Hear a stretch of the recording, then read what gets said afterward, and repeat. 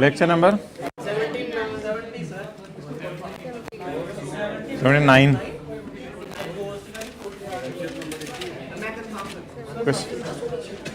Question number 29। इसमें rental निकाल लो भाई।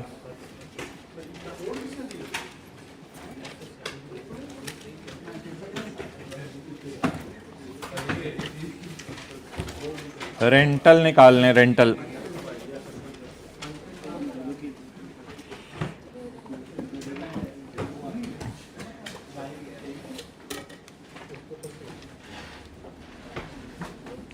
रेंटल मिसिंग हो या इंटरेस्ट रेट मिसिंग हो, फॉर्मूला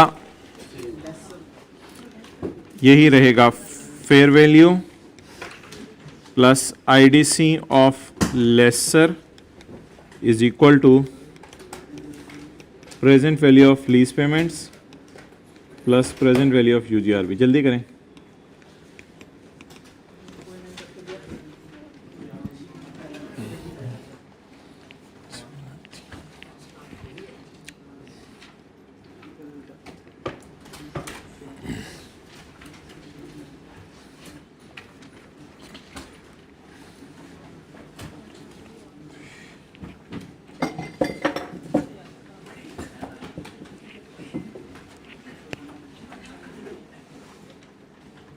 अगर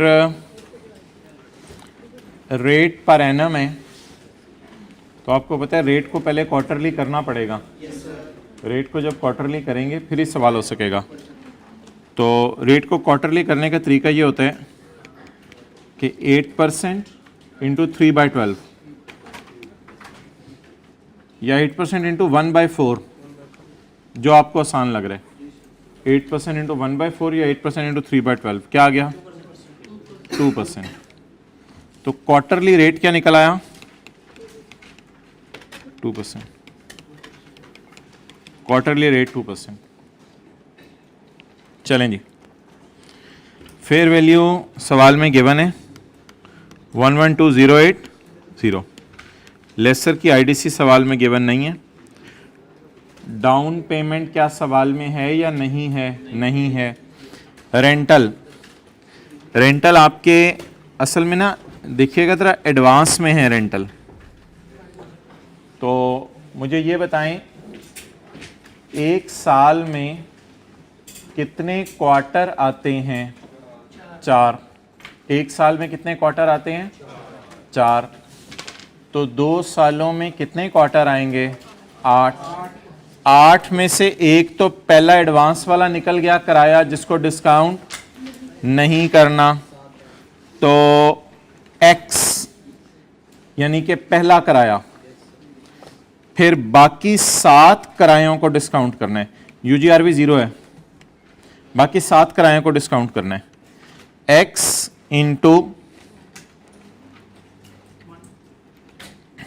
1 माइनस 1.02 रेज टू पावर कितने किराए होंगे? टोटल 8। 8 में से एक ये निकल गया, हमें चाहिए 7 raise to power -7 divided by 0.02। बस खत्म हो गया सवाल। क्वार्टरली किराया क्या निकल आया? 15,000।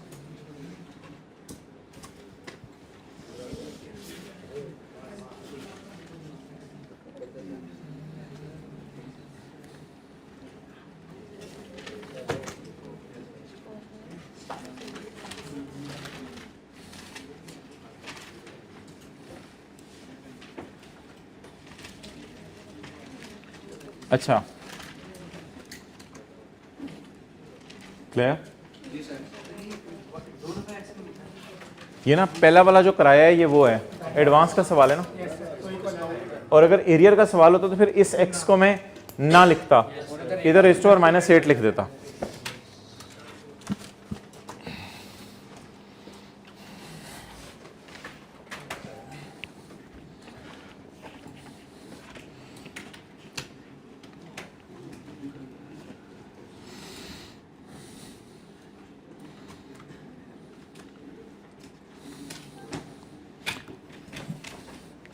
अच्छा, क्वेश्चन के साथ अब लिखें, मैं ये सोच रहा था आप नहीं आया आज।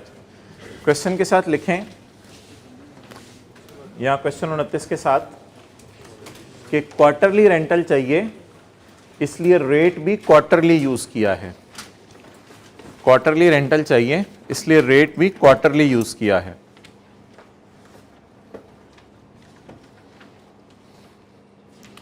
क्वार्टरली रेंटल चाहिए इसलिए रेट भी क्वार्टरली यूज किया है।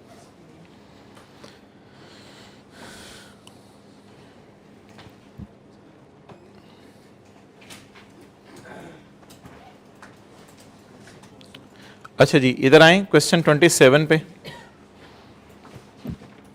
ये अब आपने करना नहीं है, ये होमवर्क में लिख लें बेशक।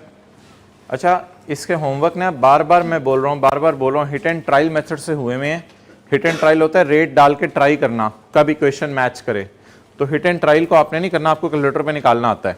अच्छा, क्वेश्चन 27 में आप मुझे ज़रा गाइड करें कि किराया सेमी एनुअल है, बताएं किराया, तो हमने रेट निकालना है। अच्छा, जब सेमी एनुअल किराया डाल के आप रेट निकालेंगे ना, तो याद रखिएगा रेट बी, ये नहीं हो सकता रेट सेमी एनुअल ना है, रेट एन, ठीक है। तो इस सवाल के ऊपर लिख लें किराया सेमी एनुअल यूज कर रहे हैं, इसलिए जो रेट आएगा कैलकुलेटर पे वो भी, यही बात आपको अभी भी लिखवाई है, किराया सेमी एनुअल यूज कर रहे हैं। क्वेश्चन 27, किराया सेमी एनुअल यूज कर रहे हैं इसलिए जो रेट कैलकुलेटर पर आएगा वो भी सेमी एनुअल ही आएगा।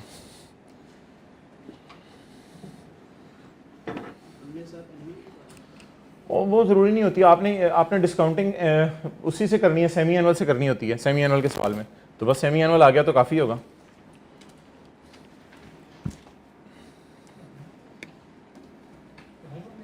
हाँ, होमवर्क कैलकुलेटर पे निकाल लेना।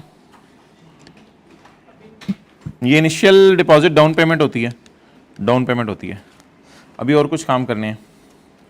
अच्छा जी,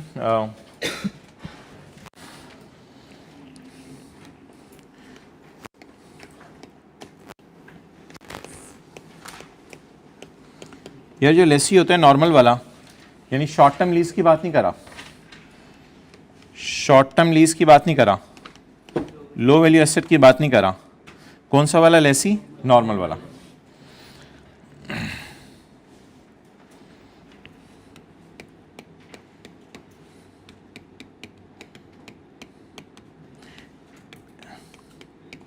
लेसर फाइनेंस लीज वाला, इन्हीं में आपको याद है रेट यूज होते हैं। शायद आपको थोड़ी थोड़ी बातें भूली हों, मैं याद करा देता हूं। जो ऑपरेटिंग लीज वाला लेसर होता था ना, वो तो किरायों से खेलता था, रेंटल इनकम स्ट्रेट लाइन पे, वो तो डिस्काउंट रेट यूज ही नहीं करता था। याद आ रहा है थोड़ा थोड़ा? और जो लेसी होता था शॉर्ट टर्म लीज और लो वैल्यू एसेट वाला, तो वो इंटरेस्ट की जगह रेंट एक्सपेंस वगैरह रिकॉर्ड करता था। ठीक है, शायद थोड़ा थोड़ा आपको याद आ रहा हो। तो अगर नहीं भी याद आ रहा कोई मसला नहीं, रेट सिर्फ लेसर फाइनेंस लीज में यूज करते और रेट लेसी। तो अब हम किसकी डिस्कशन नहीं करना चाह रहे? जिस लीज में रेट यूज ही नहीं होता, उस लीज की डिस्कशन नहीं करना चाह रहे, बल्कि कैसी लीज की डिस्कशन करना चाह रहे हैं? जिसमें रेट यूज होता है। अच्छा जी, लेसर ने यूज करना होता है इम्प्लिसिट। इम्प्लिसिट रेट होता है छुपा हुआ रेट, जो हमने पिछली क्लास में निकाला था, लीज में से निकाल के ढूंढ के छुपा हुआ रेट। इम्प्लिसिट रेट, इसे कोटेड रेट भी कहते हैं, यानी लेसर लेसी को ये रेट कोट करता है। और भी इसके कई नाम है, एक जगह आपको दिखाऊंगा, कोटेड रेट, और इसके डिफरेंट नाम है। क्लियर? तो ये जो हमने छुपा हुआ रेट निकाला था ना लास्ट क्लास में, इसे लेसर कौन सा रेट कहता है? Implicit rate. बस ठीक है, फिलहाल इम्प्लिसिट रेट लिख लें। अच्छा जी, लेसी ने कौन सा रेट यूज करना है?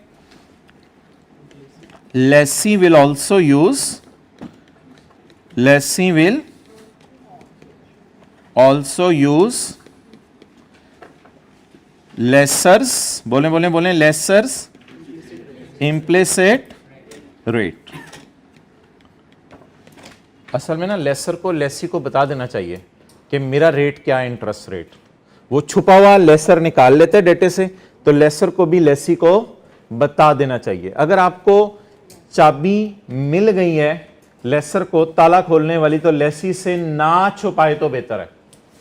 तो आइडियल क्या सर्कमस्टांस है, दोनों एक ही रेट यूज कर रहे हो, लेसर भी वही रेट यूज कर रहा हो और लेसी भी वही रेट यूज कर रहा हो, लेकिन मसला कब आएगा, बट नहीं, जब लेसी को पता ही ना हो लेसर का रेट, लेसी को लेसर का रेट पता ही ना हो। असल में बताएं रेट डिसाइड कौन करता है, लीज शुरू कौन करता है, लेसर। लेसर कारोबार ना खोले तो किसने आने, तो आइडियली रेट कौन डिसाइड करता है, लेसर। तो लेसर अपना रेट छुपा हुआ कैसे निकालता है, लास्ट क्लास में बात हुई थी, आउटफ्लोज इनफ्लोज डालता है, छुपा हुआ रेट निकाल लेता है, ठीक है जी। तो वही रेट लेसी को भी बता दे लेसर, लेकिन अगर lessee will use lessor's implicit rate, but if he बोले if he is not in knowledge, बोले if he is not in knowledge of lesser rate, then he will use his own incremental borrowing rate। मैं आपको बताता हूं incremental borrowing rate क्या होता है, वो बड़ी आसान सी चीज है। then he will use his own incremental borrowing rate, note कर लें। अब इस पे पूरे सवाल बन रहे हैं कि ऐसा ना हो डिस्काउंट रेट आप पेपर में गलत उठा लें।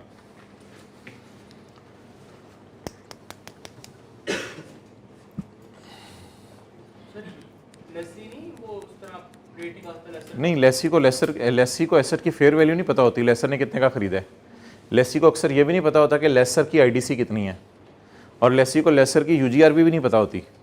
तो लेसी को अक्सर लेसर की सारी चीज़ें नहीं पता होती कि लेसर ने कहाँ से ये चीज़ मंगवाई हुई है, कितनी आईडीसी दी है अपने लॉयर को, ये चीज़ें लेसी को नहीं पता होती। हाँ, कई दफ़ा होता है लेसर कोई ऐसा एसेट आपको देता है जो आपको नहीं पता, उसकी फेयर वैल्यू आप खुद नहीं निकाल सकते। ओके, तो अब सादा सी बात, लेसर कौन सा रेट यूज़ करेगा, इम्प्लिसिट रेट। लेसी आइडियली क्या यूज़ करे, लेसर का implicit rate. But if he is not in knowledge of lesser's rates, then he will use his own incremental borrowing rate. Incremental borrowing rate. मुझे एक चीज बताएं,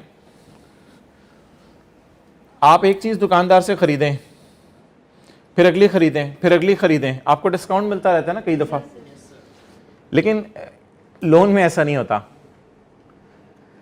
incremental होता है एक्स्ट्रा बोरोइंग। कर रहा हूं, हमारे सिलेबस की बातें नहीं है, ऐसे इंक्रीमेंटल का लफ्ज समझाने लगा हूं, मेरे ख्याल से इंपॉर्टेंट लफ्ज नहीं है, लेकिन याद रखना है इसका लफ्ज जरूर। आपने बैंक से लोन लिया, बैंक ने इंटरेस्ट डाला 10%, आप बैंक के पास साल बाद दोबारा चले गए लोन दो, बैंक कहेगा पुराना वापस नहीं किया, नया लेने आ गया, वेरी रिस्की बिजनेस है तेरा, मैं तुझे लोन नहीं देता। फिर आप कहते हैं यार 11-12% इंटरेस्ट ले ले, लोन दे दे मुझे।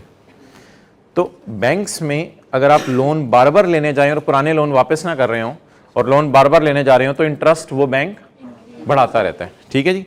तो फर्ज करें कोई बंदा है, उसने एक लोन लिया 10% पे, दूसरा लिया 12% पे, अब तीसरा उसने सोचा लोन ना लूं, किसी से एसेट जाके लीज पे ले लूं, तो अब वो सोचेगा कि मेरी बोरोइंग का रेट क्या है, इंक्रीमेंटल, यानी एक्स्ट्रा बोरोइंग के रेट मेरे क्या बन रहे हैं, नई वाली बोरोइंग के रेट क्या बन रहे हैं, इन्हें क्या कहते हैं, बोले इंक्रीमेंटल बोरोइंग रेट। बहरहाल छोड़े पर इसको, इंक्रीमेंटल बोरोइंग रेट क्या होता है। तो फिर लेसी क्या करे, अपनी बोरोइंग्स का रेट यूज करे, लेकिन अपनी बोरोइंग कौन सी, एग्जिस्टिंग बोरोइंग का एवरेज रेट ना, एग्जिस्टिंग 2-3 लोन लिए हुए लेसी ने, उनका एवरेज ले ले। अगर मैं इंक्रीमेंटल का मतलब होता है एक्स्ट्रा बोरोइंग, इंक्रीमेंटल से मुराद इंक्रीमेंटल रेट नहीं है, इंक्रीमेंटल से मुराद है इंक्रीमेंटल बोरोइंग। अगर मैं इन दो बोरोइंग्स पे तीसरी बोरोइंग करूं तो मुझे कितने पे इंटरेस्ट मिलेगा, वो वाला रेट लेसी क्या कर ले, यूज कर ले। क्लियर? अच्छा जी, आखिरी बात आज की, वैसे बातें ना किताब में भी समरी की फॉर्म में लिखी हुई हैं, वो मैं दिखा दूंगा आपको। आखिरी बात आज की, लेसर कौन सा वाला, मैन्युफैक्चरर और डीलर लेसर, मैन्युफैक्चरर और डीलर लेसर। इसमें ही विल यूज, ये तो खुद लेसर है, he will use implicit rate, he will use बोले इम्प्लिसिट, क्योंकि ये तो खुद लेसर है, तो he will use implicit rate. But if implicit rate is नहीं, नॉट नोन नहीं, इसको नॉट नोन वाला चक्कर नहीं होगा, ये तो ये रेट खुद निकाल सकता है। But if implicit rate is less than market interest rate. ये एक नई चीज आ गई। और सर कितने रेट आज पढ़ाने हैं? हाँ हाँ भाई, ये तीसरा इंटरेस्ट रेट आ रहा है। एक इंटरेस्ट मैंने बताया आपको इम्प्लिसिट, दूसरा बताया इंक्रीमेंटल बोरोइंग। इंक्रीमेंटल बोरोइंग का लफ्ज से लेसी के लिए। अब एक तीसरा लफ्ज पढ़ा रहा हूं, क्या? Market rate. Market rate. But if implicit rate is less than use market rate. पता नहीं देन कौन सा वाला होता है, मेरी तो ये ई और ए नहीं समझ आता। Then use market rate. फिर आप कौन सा रेट यूज करेंगे जी? अच्छा आप बता दें दोनों देन कौन से वाले हैं? पहला वाला देन और दूसरा, चलो ठीक है, इत्तफाकन। Okay man.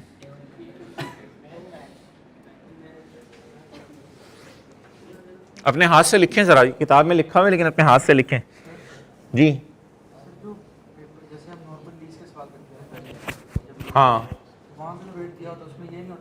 वहां पे मैंने ऐसा सवाल कभी दिया ही नहीं जिसमें दोनों रेट दिए हों। मैं ध्यान से टेस्टों में भी ऐसे सवाल डाले हैं, कोई रेट ऐसे अजीब से ना दिए हों। ऐसी बातों को भी डाली नहीं। वो तो अब आई के सवाल आपको दिखाऊंगा। उसमें बस इंटरेस्ट रेट दिया होता था, जो डिस्काउंट रेट का लफ्ज़ लिखा होता था। ऐसी घुमाई फ्राई होती नहीं थी। लेकिन ये भी घुमाई फ्राई नहीं है, बेसिक रूल्स हैं, रूल ऑफ थम्स हैं बस। लेसी अपना सवाल करते हुए क्या करेगा? ये वाला रूल लगाएगा। लेसर अपना सवाल करते हुए ये वाला रूल लगाएगा। और मैन्युफैक्चरर डीलर लेसर का सवाल आ जाएगा, ये वाला रूल लगेगा। अच्छा जी, अब सारी बात की समरी क्या बनी? जैसे ही आपको पेपर में सवाल आया करेगा लेसी का, बोले जैसे ही पेपर में सवाल आया करेगा लेसी का, तो आपने ढूंढना इम्प्लिसिट रेट।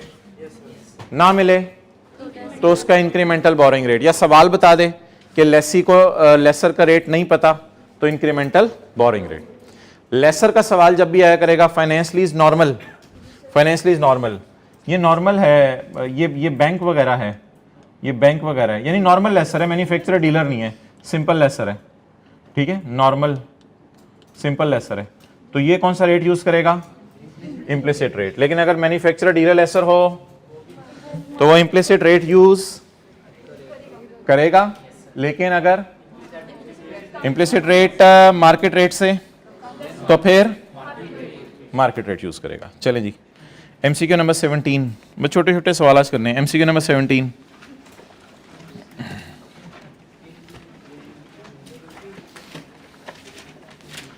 आज आपके सिलेबस में ना सिर्फ एक चीज की लॉजिक है कि मार्केट रेट क्यों यूज कर रहे हैं अगर इम्प्लिसिट रेट है, वो वाली लॉजिक मैंने आप बतानी है आज। लेकिन फिलहाल एमसीक्यू नंबर 17 कर लें सिर्फ। 167। ओहो, आपको तो वैसे शायद भूला हो, थोड़ा याद कराने से चीज़ें याद आएंगी कि मैन्युफैक्चरर डीलर लेसर का जो सवाल होता था उसकी वर्किंग्स कहाँ से शुरू करते थे। मैं आपको याद कराता हूँ, शायद आपको जहन में आ जाए। Good well done. लेकिन कुछ लोगों को मुझे याद करवाने दें जो समरीज थी हमारी। ये देखें जी, पेज 62, आपको खोलने की ज़रूरत नहीं। लेसी के सवाल कैसे शुरू होते थे? एलपी और पीवी ऑफ, याद आ रहा है थोड़ा? एलपी और पीवी ऑफ एलपी। लेसर के सवाल कहां से शुरू होते थे? जीआई और एनआई। जीआई होती थी एलपी प्लस यूजीआरवी और एनआई होती थी PV of LP plus PV of. Manufacturer dealer lessor के सवाल जरा याद करें कहां से शुरू होते थे? 4 फिगर्स होती थे, cost, fair value, gross investment और, क्योंकि मैन्युफैक्चरर डीलर लेसर पता करता क्या है? मैन्युफैक्चरर लेसर हो या डीलर लेसर हो, फर्ज करें होंडा गाड़ियां जो है वो मैंने आपको बताया था किस्तों पे बेचने लग जाए, तो होंडा गाड़ी बनाएगा 25 लाख की, बेचेगा 30 लाख की, लेकिन कोई कहेगा मैंने किस्तों पे लेनी है तो 30 लाख की बजाय उसको 40 लाख की बेच देगा। कुछ भी बातें याद आ रही? तो ये cost, fair value, GI, NI से किसका सवाल शुरू होता है? मैन्युफैक्चरर का। ये मैंने कहा वैसे आपको जरा याद करा दूं। तो चलें, सारा डाटा अवेलेबल है। Carmel Limited is engaged in the manufacturing of plants. The following data relates to asset leased out by company. चलें जी, लेसी का सवाल है, लेसर का कैसे पता चला? Carmel Limited is engaged in manufacturing of plants. The following data relates to asset leased out by Carmel.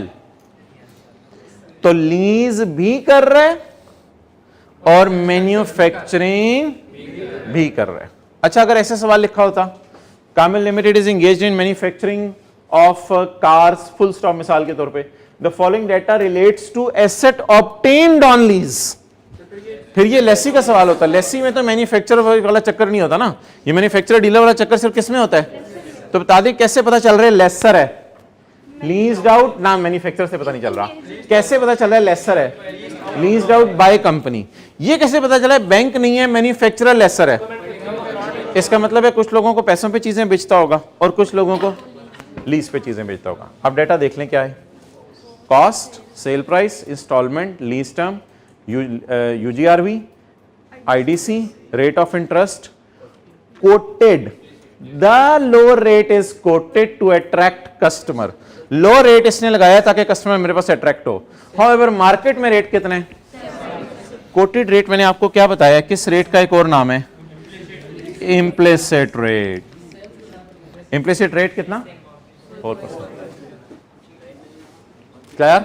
Sale price तो coated का मतलब है बाजार में जो होती है, कोट की हुई है। क्लियर? किसी को याद हो, मुझे तो बिल्कुल भूल गया हुआ है कि मैंने आईडीसी का ट्री कहां बनाया था। किसी को याद हो आईडीसी के ट्री में एक बात बताई थी, अब वो पता नहीं कहां बनाया था आईडीसी का ट्री। उसमें एक बात बताई थी कि मैन्युफैक्चरर, डीलर, लेसर आईडीसी को एक्सपेंस में डालते हैं। अगर किसी को याद आ रहा है तो हाथ खड़ा करके बता दे जरा। मैन्युफैक्चरर, डीलर, लेसर आईडीसी को किस में डालते हैं? एक्सपेंस में डालते हैं। नहीं सर भूल गए हमें तो, अल्लाह करे समरी में मिल जाए। अल्लाह करे समरी से याद है ना थोड़ी थोड़ी, तो चलें रिवीजन हो रही है लीज की। आईडीसी को किस में डालते हैं? एक्सपेंस में। लेसी कुछ और तरह ट्रीट करता है, लेसर कुछ और तरह ट्रीट करता है। अभी बातें याद नहीं आ रही होंगी, इसलिए मैं बार बार दिखा रहा हूं।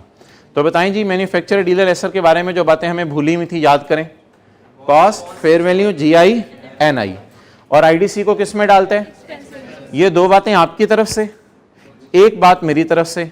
अगर मैन्युफैक्चरर, डीलर, लेसर के सवाल में जो मैंने आज नहीं की है, ये दो बातें तो आपको अच्छे खासे लोगों को पता थी, याद थी। लेकिन अगर बोलें मैन्युफैक्चरर, डीलर के लेसर में रेट की डिस्कशन मैंने समरीज में नहीं की थी। अगर मार्केट रेट और इम्प्लिसिट रेट गिवन हो और इम्प्लिसिट रेट मार्केट रेट से, तो कौन सा रेट यूज करेंगे? लॉजिक इंशाल्लाह इसकी नमाज के बाद करेंगे। फिलहाल आप मुझे बस सॉल्व कर दें 2-3 मिनट में। कॉस्ट बताएं इसकी जी। हाँ बिल्कुल 1000 में करेंगे यार, मुझे पता है आपके पास टाइम नहीं होता।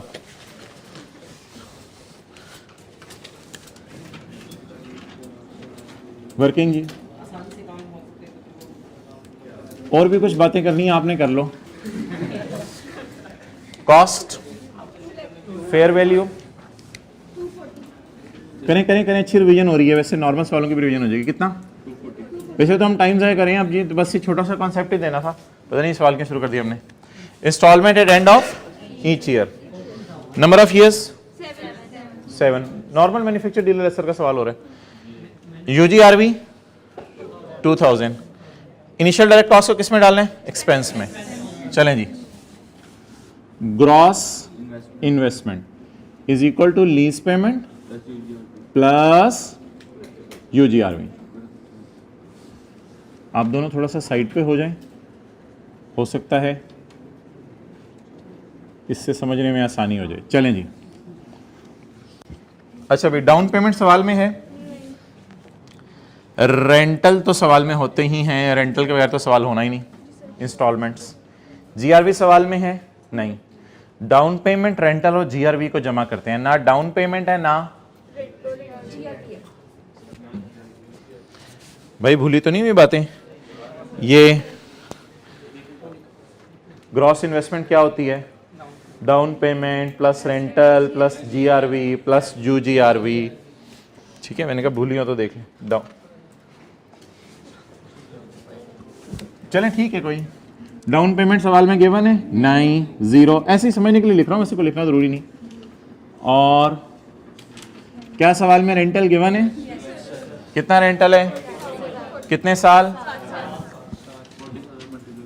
40,000 मल्टीप्लाइड बाय, ये 0 में किस लिए लिख रहा हूं? GRV. Down payment, GRV, UGRV बोले तो 2। बता दें जी टोटल 282। अब किसी को याद है इसमें हम कहते क्या थे? 200 वाली चीज बाजार में 240 की बेच रहे हैं, लेकिन अगर कोई बंदा लीज पे लेने आ जाए तो उसको 282। क्या आप बातें याद आ रही हो? अच्छा, एनआई तो निकालनी आती है आपको इस लेटर से, एनआई का मसला नहीं है। लेकिन यार इसमें ना एंट्री करते हुए यूजीआरवी की पीवी को आपको याद होगा, शायद अलग रखना होता है। अभी मैं एंट्री लिखूंगा शायद आ जाएगा, तो इसलिए ना 2 की प्रेजेंट वैल्यू अलग निकालिएगा, बाकी डेटा की प्रेजेंट वैल्यू अलग निकालिएगा।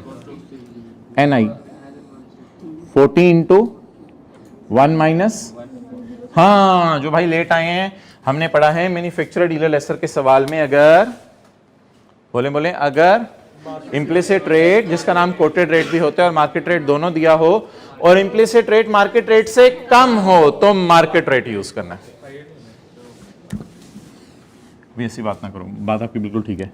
1.07 रेज टू पावर -7, ये 7 ईयर्स हैं, ये 7% रेट है, डिवाइडेड बाय 0.07 प्लस 2 इंटू, इसको डिफरेंट मार्कर से लिख लेते हैं,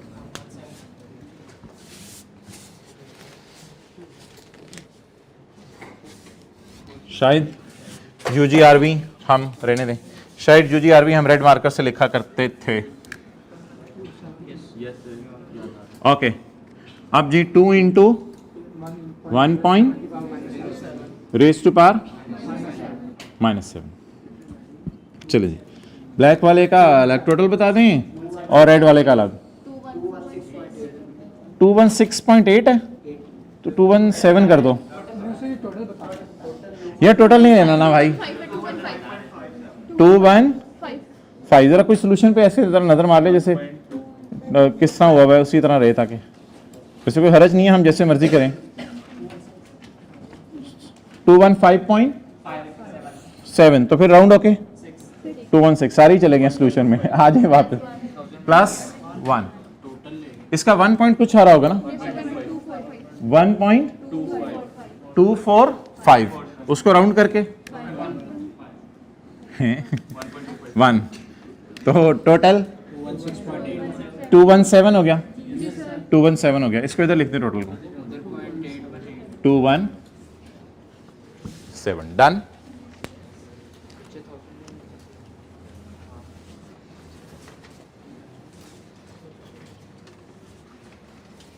सिर्फ नई चीज बता दें क्या है, 7% रेट हमने यूज किया, हालांकि कितने परसेंट गिवन था, 4%।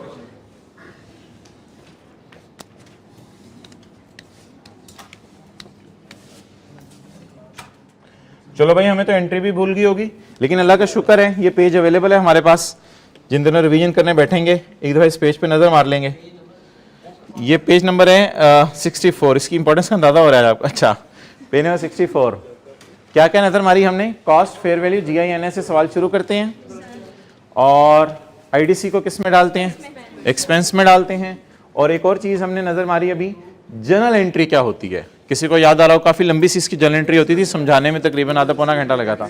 लीज रिसीवेबल NI से, और cost of sale cost minus PV of UGRV से, sale lower of fair value और प्रेजेंट वैल्यू ऑफ, और इन्वेंट्री कॉस्ट से। चलें जी करें। लीज रिसीवेबल, नहीं अभी पहले जरा पूरा लिख लें, किससे, NI से।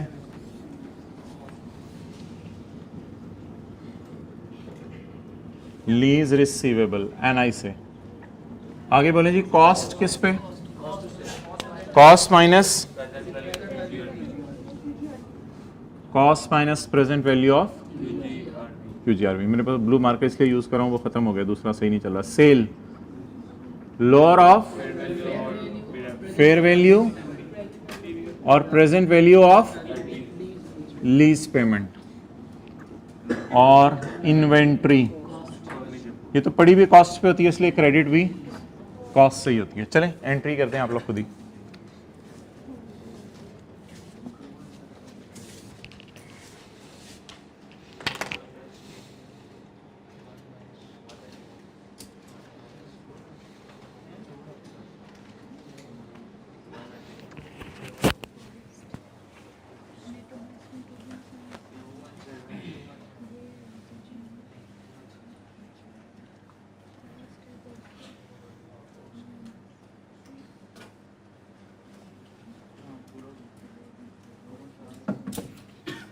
चलें जी,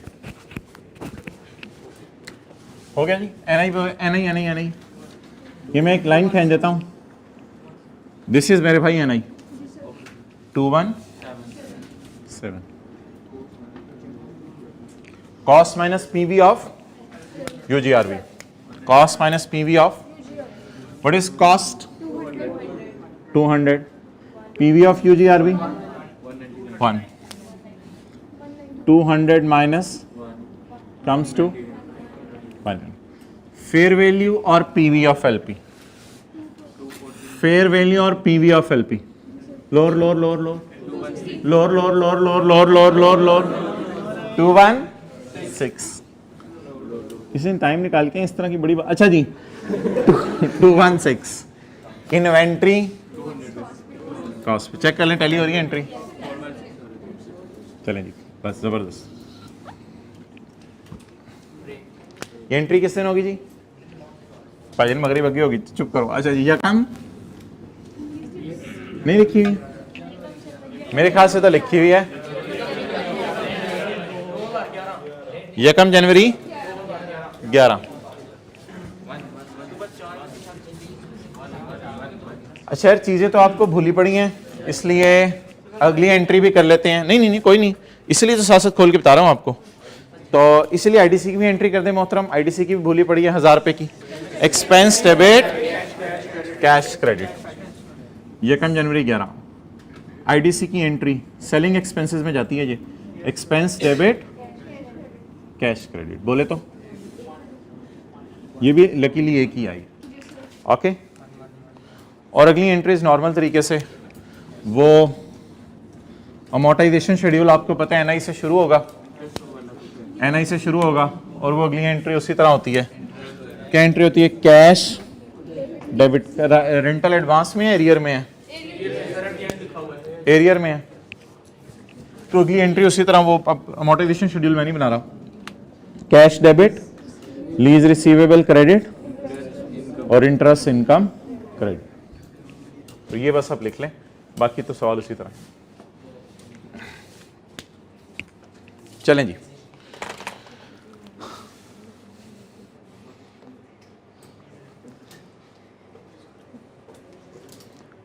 हमने तो टाइम ज़ाया किया। सवाल की रिक्वायरमेंट कुछ और थी।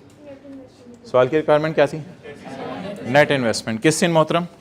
यकम जनवरी 11 को। वो चपेट मारे बंदा इधर अवेलेबल है 217, उधर जाके एंट्री करके निकालनी है तूने वहां। ये 217, ये पहली सवाल की रिक्वायरमेंट है, यहां लिख लें 217।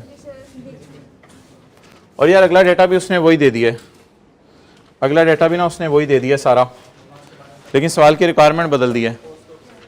नहीं, नमाज के बाद क्या है, इसके अंदर 15 मिनट लगने। What is the amount to be charge in cost of cell?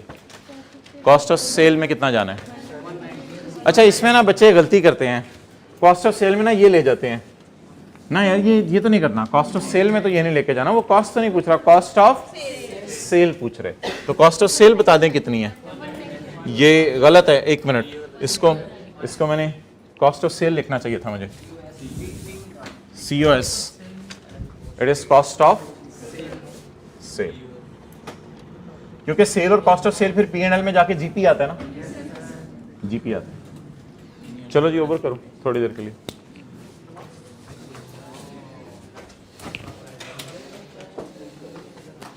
ठीक है, साथ वाले को पैर से समझा दें, इधर आके तुखनियां नहीं लेनी से अच्छे बच्चे हैं सारे। ओ रिकॉर्ड हो रहा है, अच्छा कोई नहीं, खैर है, तुखनियां नहीं लेनी बच्चों जी। पेज 64 निकालें, पेज 64 वॉल्यूम 2 भाई ले लीजिएगा, ये जरूरत होगी अगली क्लासों में। Page 64, discussion of different interest rates और डिस्काउंट रेट्स। पेज 64। अच्छा भाई, जो हज़रात स्पेशली लेट आए हैं, सिंपल लेसर यूज़ करेगा, सिंपल लेसर यूज़ करेगा इम्प्लिसिट रेट। अच्छा, इम्प्लिसिट रेट के ना 4-5 नाम सुन लें। पेज 64, इम्प्लिसिट रेट के नाम है lessors required rate of return, internal rate of return, desired rate, quoted rate, expected rate. ये किसके नाम है? IRR होते हैं, इंटरनल रेट ऑफ रिटर्न। तो ये 6-7 नाम है किसके? इम्प्लिसिट रेट के। अच्छा, लेसी क्या यूज करेगा जी? Lessor's required rate, IRR, desired rate, implicit rate, quoted rate. If lessee do not know the above rate, then lessee's own incremental borrowing rate will be used. Clear? Dealer और manufacturer lesser, ये भी क्या use करेगा? However, if implicit rate is low than, artificially को छोड़ने जरा, low than market rate, then use market rate. फिर आप market rate यूज करेंगे.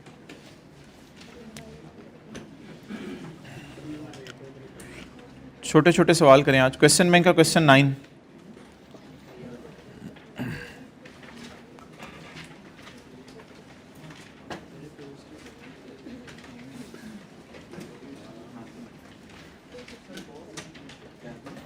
Page number 152.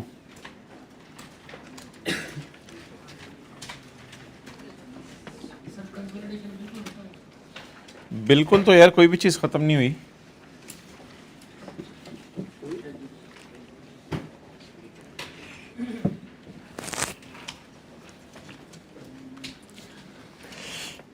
करें जी, क्वेश्चन 9 पढ़ें.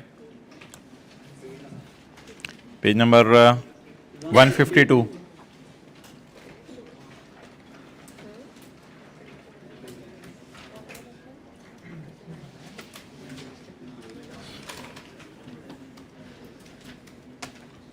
कॉस्ट लिखें, फेयर वैल्यू लिखें, ग्रॉस इन्वेस्टमेंट लिखें, नेट इन्वेस्टमेंट लिखें.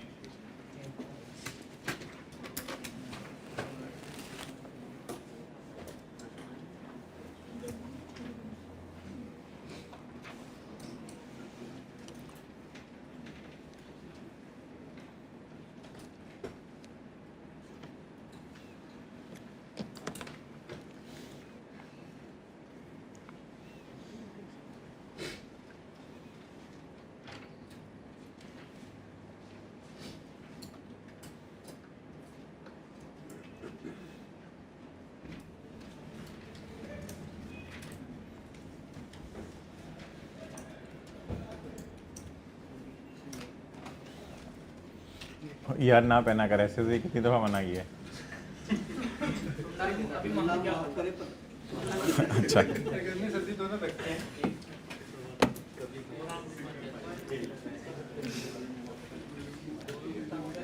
बैठ जाओ भाई जल्दी, अभी बैठो.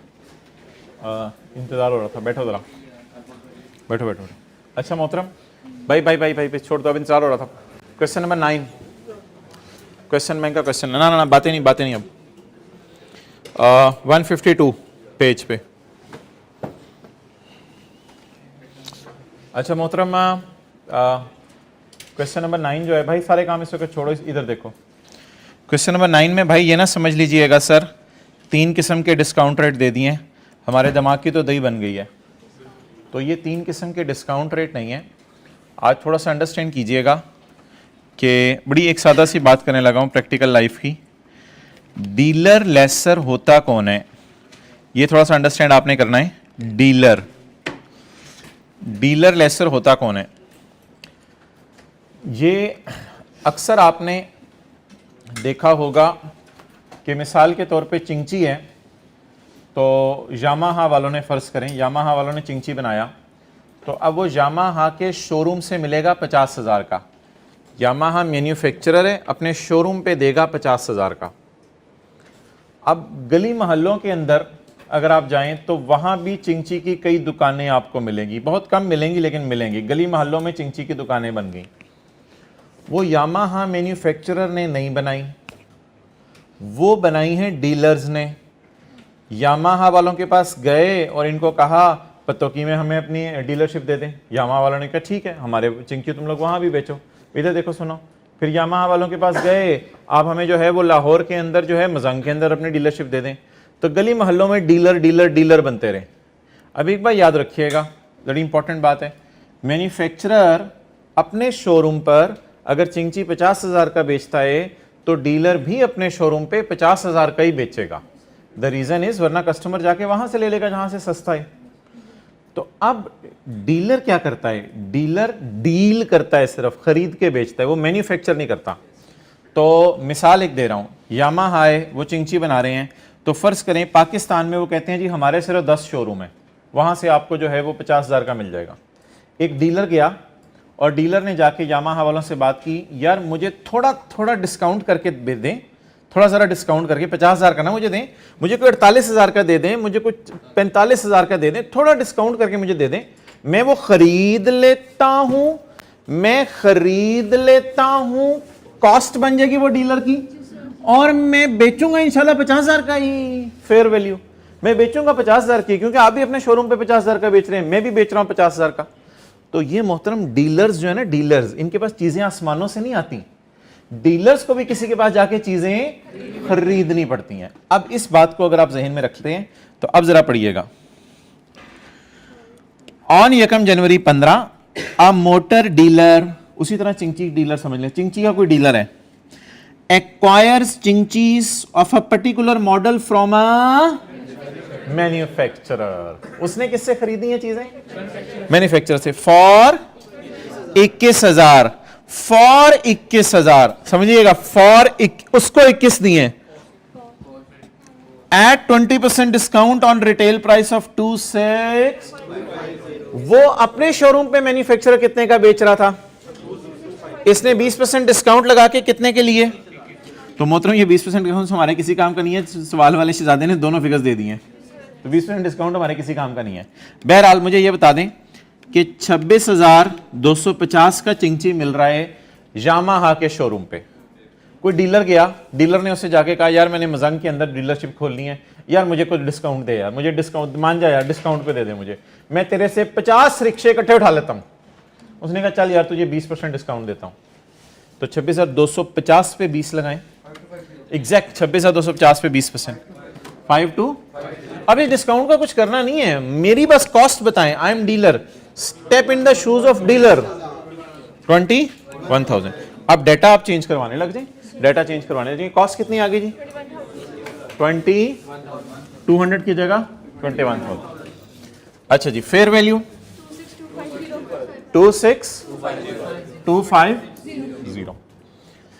आगे चलें, it offers them for sale at recommended retail price, ये लोगों को आगे बेचता है रिकमेंडेड सेल प्राइस पे, विद 0% इंटरेस्ट ओवर 3 years, और इंटरेस्ट उनसे बिल्कुल नहीं लेता।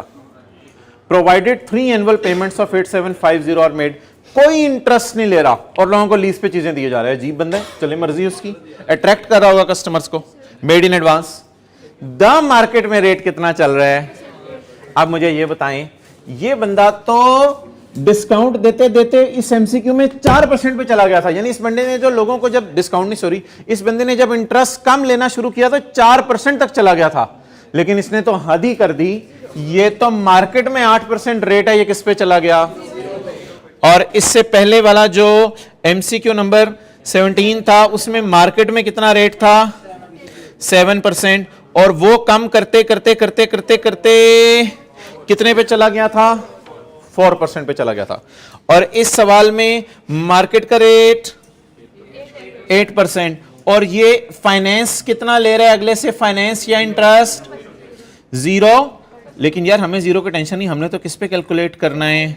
मार्केट रेट पे। अब ये ना कहिएगा 0% पे सारी कैलकुलेशंस कर दीजिएगा, हमने तो कौन सा रेट लेने बोले जी? मार्केट रेट लेने। चलें, अब कुछ भी नहीं, ऐसे टाइम ज़ाया कर लेते हैं 1-2 मिनट, मैंने डाटा ही लिखना है, आगे एंट्रीज थोड़ी करनी है। लेकिन पहली लाइन जरा समझ आ गई है, तो आज पहली लाइन की मैंने रिवीजन करानी है आपको। पहली लाइन दोबारा पढ़ लें। 1 जनवरी 15 को डीलर ने क्या खरीदी? व्हीकल्स, किससे? मैन्युफैक्चरर से, फॉर 21,000। और वो मैन्युफैक्चरर वैसे आमतौर पे कितने की बेचता था, लेकिन डीलर ने तो ज्यादा डील की होगी, ज्यादा की, तो उसे सस्ती मिल गई। आप बता दें जी, अगर मैं डीलर की बात करूं, इसकी कॉस्ट क्या पड़ी? 21,000। इसने भी रिकमेंडेड रिटेल प्राइस पे लोगों को बेचनी है। अगर कोई पैसे लेके आ जाता है, अगर कोई पैसे लेके आ जाता है तो कितने की बेचेगा इसको? 26। लेकिन इसने तो किस्तें बनानी शुरू कर दी हैं। ये तो जो मैं बॉक्स लगा रहा हूं, ये तो डीलर लेसर बन गया, इसने तो किस्तें बनानी शुरू कर दी हैं। तो पेपर में पता चलेगा डीलर लेसर का सवाल तो करेंगे ना। कैसे पता चला डीलर है? सवाल बता रहे हैं। कैसे पता लगा लेसर है? 3 सालों में पैसे ले रहा है। यहां से पता चला लेसर है, और कैसे पता चला डीलर है, वो तो सवाल में लिखा हुआ है। It offers them for sale at recommended retail price with a 0% interest provided 3 annual payments are made in advance. अब बता दें जी, GI is equal to LP plus UGRV. Down payment 0, rental 87 into 3, GRV UGRV total 26। ये शायद इसलिए बराबर आ रही है कि वो 0% इंटरेस्ट ले रहा है। 26,250 की चीज़ है और वो छुपा इम्प्लिसिट रेट 0% है, कोई इंटरेस्ट लेना नहीं चाह रहा। लेकिन मार्केट में रेट क्या चल रहा है? 8%। अब NI कैसे निकलेगी भाई? भाई एडवांस का सवाल है, मार्केट रेट पे निकालनी है। 8750 जमा UGRV 0 है into 1 minus 1.08 raise to power -2 divided by 24355। अच्छा जी, अब आप बता दें पहली एंट्री लीज रिसीवेबल NI से होगी 24350। कॉस्ट कितनी आ गई? 21,000। कॉस्ट 21,000। PV ऑफ UGRV है ही नहीं। सेल रिकॉर्ड होगी किस पे? लोअर ऑफ फेयर वैल्यू और PV ऑफ LP। तो what is fair value? What is PV of LP? UGRV है ही नहीं। 24, इनमें से लोअर क्या आ जाएगा? 24354। और इन द एंड क्रेडिट क्या होगी? कॉस्ट। बस ये कोई भी नहीं, पहली लाइन समझानी थी मैंने आपको 20% डिस्काउंट वाली जी। इसकी लॉजिक मैंने देनी है थोड़ी देर में, मैंने आपको बताया है। डीलर मैन्युफैक्चरर के सवाल में इम्प्लिसिट रेट यूज करना है, लेकिन अगर बोले इनके सवाल का जवाब दें। लेकिन अगर इंटरेस्ट रेट इम्प्लिसिट वाला मार्केट रेट से, तो फिर मार्केट रेट यूज करेंगे। क्लियर? ये जो थोड़ा सा 20% डिस्काउंट वाली चीज़ है ना, ये ज़रा मैं आपको समझाना चाह रहा हूँ। तो 20% डिस्काउंट वाली चीज़ के लिए एक छोटे से सवाल पे मैं आऊँगा, लेकिन वो सवाल मैंने पूरा नहीं करवाना। वो सवाल इंशाल्लाह कल आपको मैंने कल की क्लास में करवाना है। लेकिन उस सवाल की पहली 2-3 लाइनें पढ़ के आपने इस कॉन्सेप्ट को ज़रा रिवाइज करना है। इस सोल्यूशन में नज़र मारें, इसी तरह हुआ होगा मेरे ख्याल से। मेरा ख्याल नोट करने की ज़रूरत नहीं पड़ेगी। आप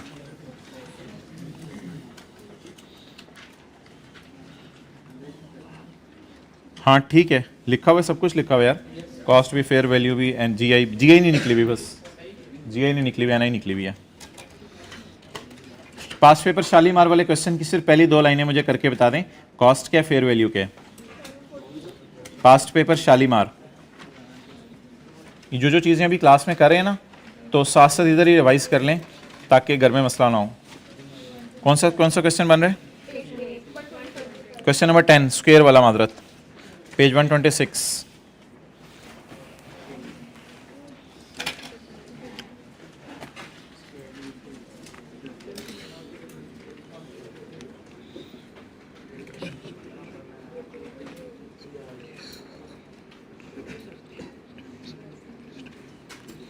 square limited is a dealer.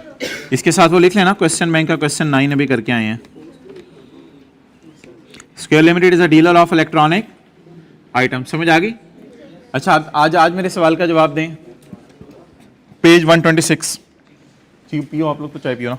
अच्छा, मैं आज मेरे सवाल का जवाब दें। ये जो डीलर है, डीलर क्या करेगा? डीलर आसमान से चीजें लेगा या किसी से खरीदेगा? किसी से खरीदेगा जाके डीलर चीजें। SL acquires refrigerator of a particular model from at a discount of 15%। ठीक है जी। यार इस सवाल में इम्प्लिसिट रेट अल्लाह का शुक्र है अलग दिया हुआ है, इस सवाल में मार्केट रेट अलग दिया हुआ है। मार्केट रेट अलग दिया हुआ है। ये जो 15% है ये कोई इंटरेस्ट रेट वगैरह नहीं है, ये आपको मैंने एक्सप्लेन कर दिया अभी क्या है। तो square limited is a dealer of electronic items. SL acquire refrigerator of a particular model from a manufacturer at a discount of 15% on the retail price of 3 lakh per unit. On 1 January 18, SL sold 12 refrigerators to Cube Hotel at a retail price on lease. अच्छा, अभी इस बात को छोड़ दें, at a retail price on lease, ये इंशाल्लाह मैं कल बताऊंगा आपको। फिलहाल इतना सा डाटा लेके मैं इसकी कॉस्ट और फेयर वैल्यू लिख लूँ, ताकि कल के सवाल में जब मैं क्लास में आपको सवाल करवाऊँ, GI नहीं निकालनी आज, GI नहीं निकालनी, फिलहाल सिर्फ कॉस्ट और फेयर वैल्यू आपने ज़रा मुझे निकलवा के देनी है। नहीं यार, ज़्यादा चीज़ को फैलाओ मत, रुपीज़ इन थाउजेंड में हम सवाल करेंगे। Scare Limited is a dealer of electronic items. They sell acquire refrigerator of a particular model from a manufacturer at a discount of 15% on retail price. हजरात ये फेयर वैल्यू है, at a retail price of 3 lakh per unit. On Yakam January, SL sold 12 refrigerator to lessee. Yes sir. Try to understand. Scare Limited dealer है, manufacturer का नाम नहीं बताया हमें, manufacturer शायद डॉलेंस हो, लेकिन डीलर ने डॉलेंस से लेके होटल वालों को 12 रेफ्रिजरेटर बेचे, होटल में 12 रेफ्रिजरेटर की जरूरत पड़ी होगी। तो लेसी बताएं और लेसर बताएं कौन है, आगे लेसर मैन्युफैक्चरर से खरीदे, जिस मर्जी से खरीदे, हमारी बला से। लेसर बताएं कौन है, square is a dealer of electronic items. Square acquire refrigerator from manufacturer at a discount of 15% on retail price. Retail price fair value होती है हमेशा, पता है आपको चीजों की। ऑन यकम January 18 SL sold 12 refrigerator to cube. तो शुरू से ही ना कैलकुलेशन 12 यूनिट्स में करें, ताकि बाद में 12 से मल्टीप्लाई करें, बार बार वो मसला आ जाएगा। एक ही दफा कैलकुलेशन को 12 यूनिट्स में करें। इस सवाल में क्वेश्चन 9 की तरह कॉस्ट और फेयर वैल्यू नहीं दी हुई, खाली डिस्काउंट की परसेंटेज दी हुई है, लेकिन बता दें ये सेल प्राइस है ना। तो अब बताएं 300 रुपीज इन थाउजेंड में कर रहा हूं मैं, 300 ज़रब 12 30। अच्छा, अब हमने डिस्काउंट पे जाके उससे लेनी है चीजें। तो अगर मैं किसी दुकान पे जाऊं, किसी दुकान पे चीज पड़ी हो 300 की, तो मैं उसे कहूं यार मुझे 15% डिस्काउंट दो, तो 300 माइनस 15% डिस्काउंट करेगा ना वो। ये तो सीधी सीधी सी कैलकुलेशन है, 300 माइनस 15% डिस्काउंट। तो ये नीचे वाली फिगर निकली हुई है, इस पे भी कर सकते हैं आप। 3600 माइनस 15% ऑफ 3600, 300 से ना खेलें। अगर आप इस तरह कर लेते हैं तो आपको फिर क्वांटिटी से नहीं खेलना पड़ेगा। जी बिल्कुल ठीक है, वो भी सही है। 3060। चलें जी, GI/NI कल पे छोड़ते हैं, क्योंकि इस पर एक थोड़ी सी और भी डिस्कशन है, वो बाद में करेंगे। तो आई होप ये कॉन्सेप्ट जरा क्लियर हो गया होगा आपको। तो ये डिस्काउंट रेट ना कोई इंटरेस्ट रेट नहीं होता। ये कौन सा रेट होता है, ये डिस्काउंट रेट होता है जिसपे कौन किससे खरीदता है।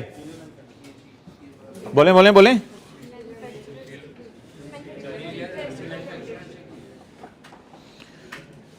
तो अब जहन में आपकी पिक्चर सी क्या बनी कि डीलर लेसी को जब चीज लीज पे देता है तो आसमानों से नहीं आती इसके पास, इससे पहले किससे बाय करते हैं। और एक बार याद रखिएगा, ये बंदा इसको पैसे फौरन दे रहा होगा, फौरन पेमेंट कर रहा होगा। भाई रिक्शे दे दे मुझे, 50,000 का रिक्शा 45,000 में दे दे, तेरी मेहरबानी। ये फौरन पेमेंट कर रहा होगा, और लेसी इसको थोड़े थोड़े करके किस्तों में पैसे दे रहा होगा। तो बहरहाल हमने तो डीलर लेसर की अकाउंटिंग करनी है। मैन्युफैक्चरर का डाटा वो इसलिए कभी दे देता है ताकि प्राइस वगैरह से खेलना, आपको जरा 15% डिस्काउंट वगैरह जो दिया हुआ था, इस वजह से उसने दे दिया था, और कोई मकसद नहीं था। ओके, अब जी एक सवाल अराइज हुआ हमारे जहनों में। क्या सवाल अराइज हुआ, जो हम पिछले 15 मिनट से पढ़ रहे हैं कि डीलर मैन्युफैक्चरर लेसर में 2 रेट दिए हुए हैं, हत्ता के 3 सवाल हो गए हैं। एक MCQ था 7 और 4, 4 में से हमने क्या लिया था, 4 और 7 में से 7% मार्केट रेट। एक अभी सवाल किया था 9% और 0%, क्वेश्चन बैंक का क्वेश्चन 9, उसमें हमने 8%, 0% 8%, हमने क्या उठाया था 8%। इस सवाल को मैंने इंशाल्लाह कल करवाना है। इस सवाल में 2 रेट दिए हुए, नंबर 1 15 तो कुछ और है, 10 और इसमें भी कल हम कौन सा उठाएंगे 14। अब ऐसे ही ना कुछ बच्चे इसके लॉजिक पूछते थे, तो ये किताब में इस दफ़ा जो वाली जो किताब है उसमें इसकी लॉजिक डली हुई है, डीलर मैन्युफैक्चरर लेसर में। ये ढूंढे किस पेज पे है, पेज नंबर 52 से आगे, हाँ ये पेज 68 पे।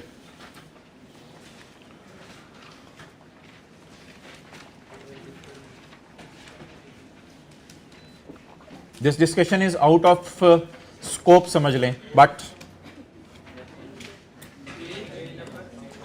For the sake of discussion only, page 58। जी भाई हेडिंग ही क्या है? Concept of manufacturer and why we use the when implicit rate is lower than market rate. और ये स्टैंडर्ड का एक पैरा भी है 73, जो बच्चों को समझ नहीं आता था, जिस वजह से ये जरा डायग्राम बनाइए नीचे। अच्छा यार, एक सवाल सा हम अपनी तरफ से बनाते हैं। इम्प्लिसिट रेट है 9.7, मार्केट रेट है 15। डन। इम्प्लिसिट रेट क्या है 9.7 और मार्केट रेट 15। डिसाइड क्या किया हमने, सॉल्व किस पे करना है? ये मैं गलत सोल्यूशन करने लगा हूं, क्योंकि डीलर मैन्युफैक्चरर लेसर में मैंने डिसाइड कर लिया ये वाला रेट यूज करना है। ठीक है, मैंने 7% और 4% से सवाल करके दिया था या सिर्फ 7% से? मैंने ये कहा था 4% से पेपर में करके कोई कंक्लूजन ड्रॉ करें, टाइम जाया करें। ठीक है, तो इसी तरह इधर आ जाएं। कितने डेटे अवेलेबल हैं? 2। ये मेरा करेक्ट सॉल्यूशन होगा और ये रॉन्ग सॉल्यूशन होगा।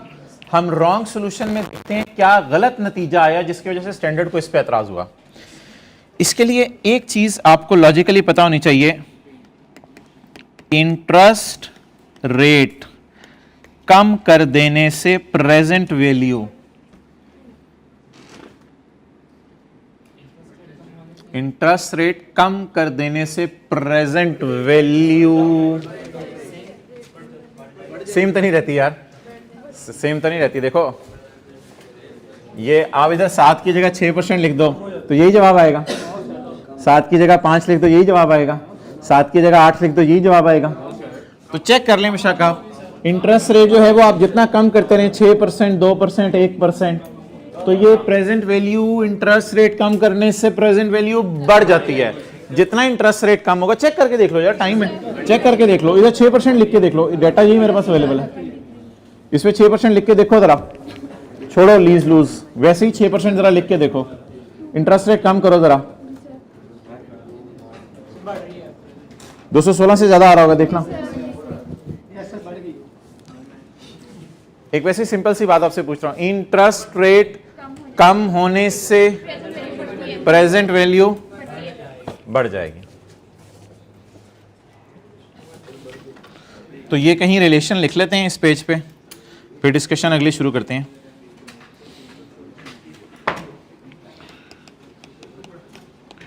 मैथमेटिकल बात लिख लें, इंटरेस्ट रेट कम करने से प्रेजेंट वैल्यू बढ़ जाती है। ओके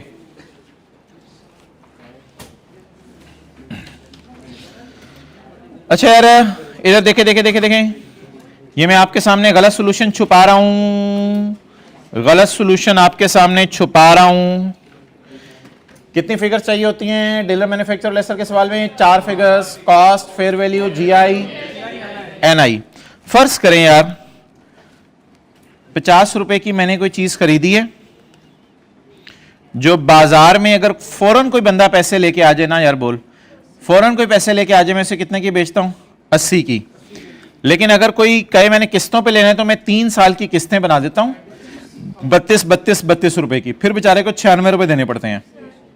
फिर उसे कितने देने पड़ते हैं? 96 रुपए। यहां पे रुक के बता दें, अगर मैं नेट इन्वेस्टमेंट निकालना चाहूं तो सिंपल 3 साल पे निकाल लूंगा। 32 रेट कितने स्क्रीन पे देखें, 15% raise to power -3 divide by 0.14 done. तो पीवी कितनी आ गई?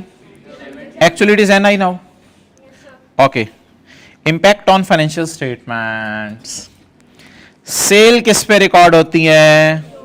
लोअर ऑफ फेयर वैल्यू और प्रेजेंट वैल्यू ऑफ यूजीआरबी तो है कोई नहीं, तो what is fair value, what is PV of LP, what is lower, done. Interest किसी को याद हो? जीआई माइनस एनआई निकलता है, किसी को याद हो? जीआई माइनस एनआई GI माइनस NI इंटरेस्ट होता था, अगर आप इधर लिखना भी चाहें GI माइनस NI होता था ना इंटरेस्ट। कितना आया 23। टोटल प्रॉफिट कितना बुक किया हमने 96 को ऊपर कहीं देखने की जरूरत नहीं है, छोड़ो। टोटल प्रॉफिट कितना बुक किया 96। डन।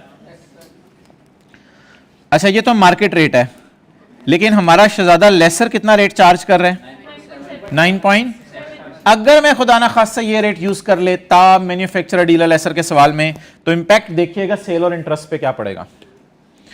कॉस्ट आ गई वही 50, बाजार में मैं कितने की बेचता हूं।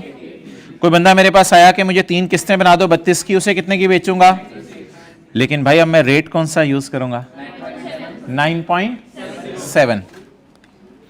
9.7 जब मैं रेट यूज करूंगा, अभी मैंने आपको बताया है रेट कम करने से प्रेजेंट वैल्यू बढ़ जाती है, ऊपर लिखा हुआ है रेट कम करने से प्रेजेंट वैल्यू। देखिएगा देखिएगा NI बढ़ गई, NI बढ़ गई। लेकिन अभी आप ऐसा करें, ये मैं आपके सामने मिटा रहा हूं, स्क्रीन पे देखें और मुझे बताएं सेल किस पे रिकॉर्ड होगी, लोअर ऑफ फेयर वैल्यू और present value of LP। What is fair value, what is present value of LP, what is lower 80, दोनों में बराबर ही हैं दोनों तो 80। व्हाट इज GI माइनस NI 16, कितना जवाब आया 96। जवाब तो सेम आया ओवरऑल, बट जरा देखिएगा ये जो स्टैंडर्ड मशवरा दे रहे हैं ना, वो मशवरा दे रहा है कि आपने कौन सी मेथोडोलॉजी यूज करनी है, जो मैंने ब्लैक से सर्कल की है। स्टैंडर्ड ये वाली मेथोडोलॉजी यूज करने को कह रहे हैं, और गलती से हम कौन सी मेथोडोलॉजी यूज कर बैठे, ये वाली। इसका इंपैक्ट क्या हुआ था, असल में लोग ना ज्यादा सेल बुक कर लेते थे फौरन। स्टैंडर्ड कहते हैं तुम लोग बड़े तेज हो, इंटरेस्ट रेट कम करके सेल को बढ़ाते हो ताकि ज्यादा प्रॉफिट शो हो। हालांकि मार्केट में ये रेट नहीं चल रहा। तुम लोग क्या करते हो बोले, एकदम देखिएगा इफेक्ट क्या पड़ा, जैसे ही रेट क्या किया तो पीवी शूट अप कर गई, तो पीवी शूट अप कर गई तो sale obviously lower of fair value और पीवी ऑफ LP पे थी, तो पीवी शूट अप की तो सेल भी पीवी पे पड़ी हुई थी, तो सेल भी एकदम शूट अप कर गई। ऑब्वियसली ओवरऑल इंटरेस्ट तो उतना ही रहना है, आप ओवरऑल इनकम तो आपकी उतनी रहनी है, और इंटरेस्ट अगले सालों का आपका क्या हो गया, कम हो गया। लेकिन कमाया कितना 96 ही। Conclusion, as implicit is lower than we will use and will record sale at 70 as highlighted in green। काट दें, ये वो किताब में कलर शो नहीं होता, as highlighted in green। हम सेल किस पे रिकॉर्ड करें 73 पे।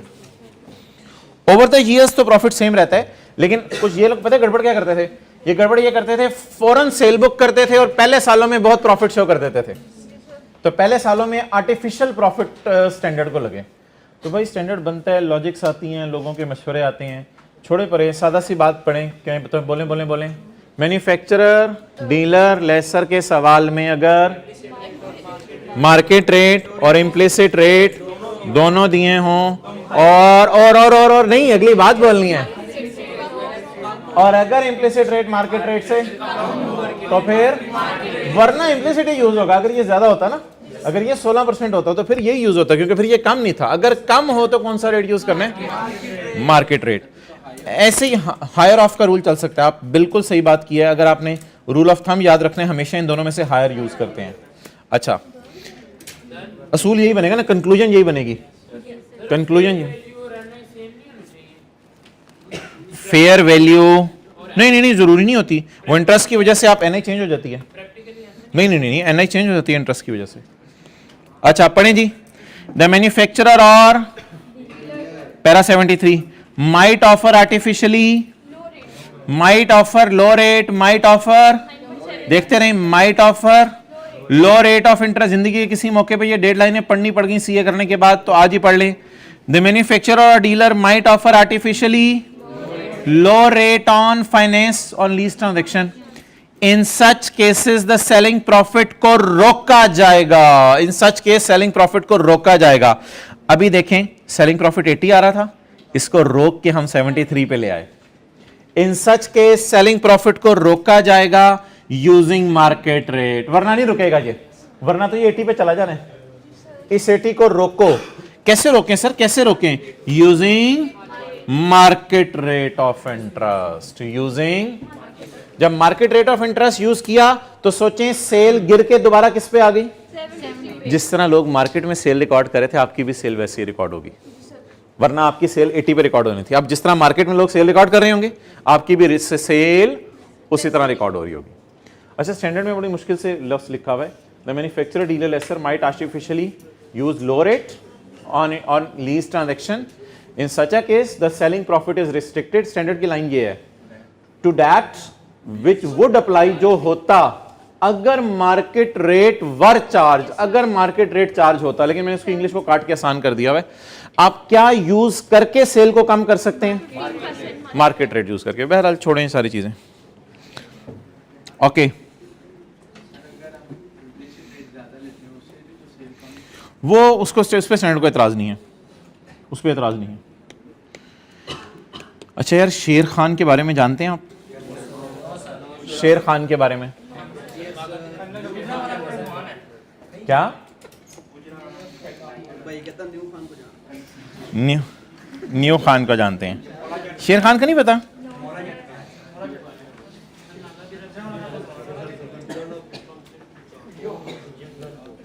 कुछ थोड़ा सा बताओ किसी को शेर खान का? नहीं,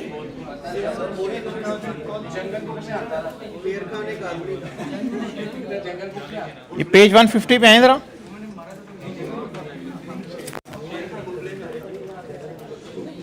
अच्छा, ये एक कॉन्सेप्ट है लीज टर्म का, लेकिन अजीब सी बात है, ये कॉन्सेप्ट मैंने पढ़ाया भी नहीं होता और बच्चों ने पढ़ा भी नहीं होता, लेकिन सिनेरियो 1 से 4 तक खुद ही सॉल्व कर देते हैं। तो सिनेरियो 1 से 4 तक इन्होंने सिर्फ आपने ये बताने कि लीज टर्म कितनी है, पेज 150 है।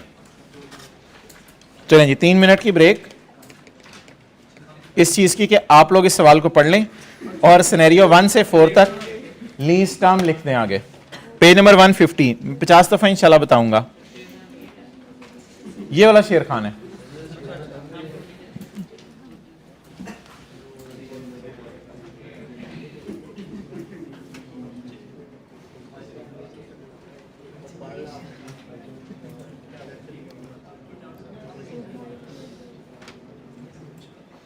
लीज टर्म आगे लिखते रहिएगा।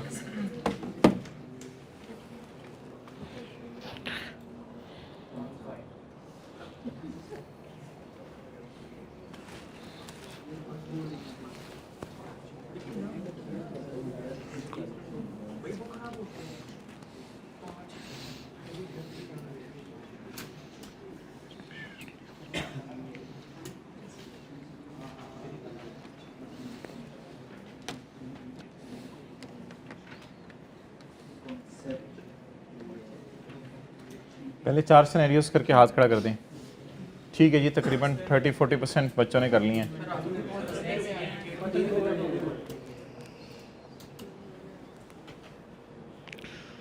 पहले 2 पढ़ के आप रनिंग में आ जाएंगे। चलें, तीसरा चौथा।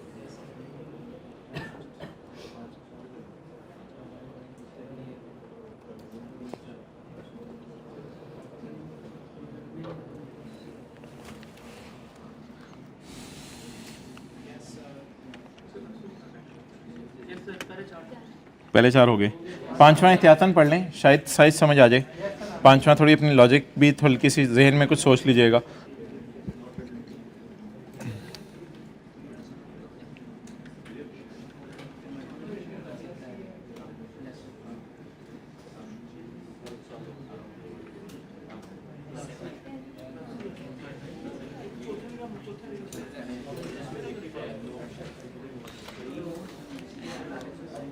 Scenario 1, lease is non cancellable for a period of, एक लीज हुई है 3 साल तक कैंसिल नहीं हो सकती मोबाइल वाले भाई, 3 साल तक कैंसिल नहीं हो सकता mobile lease from the commencement date, जिसके बाद शेर खान के पास ऑप्शन है to extend the lease for a further period of 3 साल तक तो लीज कैंसिल नहीं हो सकती। उसके बाद उसका दिल चाहे शेर खान का तो 2 साल लीज और कर ले।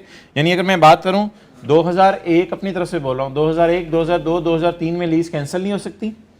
फिर 2004 और 5 में अगर आप बढ़ाना चाहो लीज, वो आपकी मर्जी है। शेर खान इज सर्टन, शेर खान को यकीन है कि मैं लीज को रिन्यू करा लूंगा। बताएं जी, अगर सवाल में रेंटल गिवन होते तो कितना किराए लेते? 5। डन। ये एक डेफिनेशन है पेज 38 पे, अभी आपने नहीं खोलनी, मैं साथ साथ पढ़ा हूं। The non cancellable period for which lessee has the right to use asset.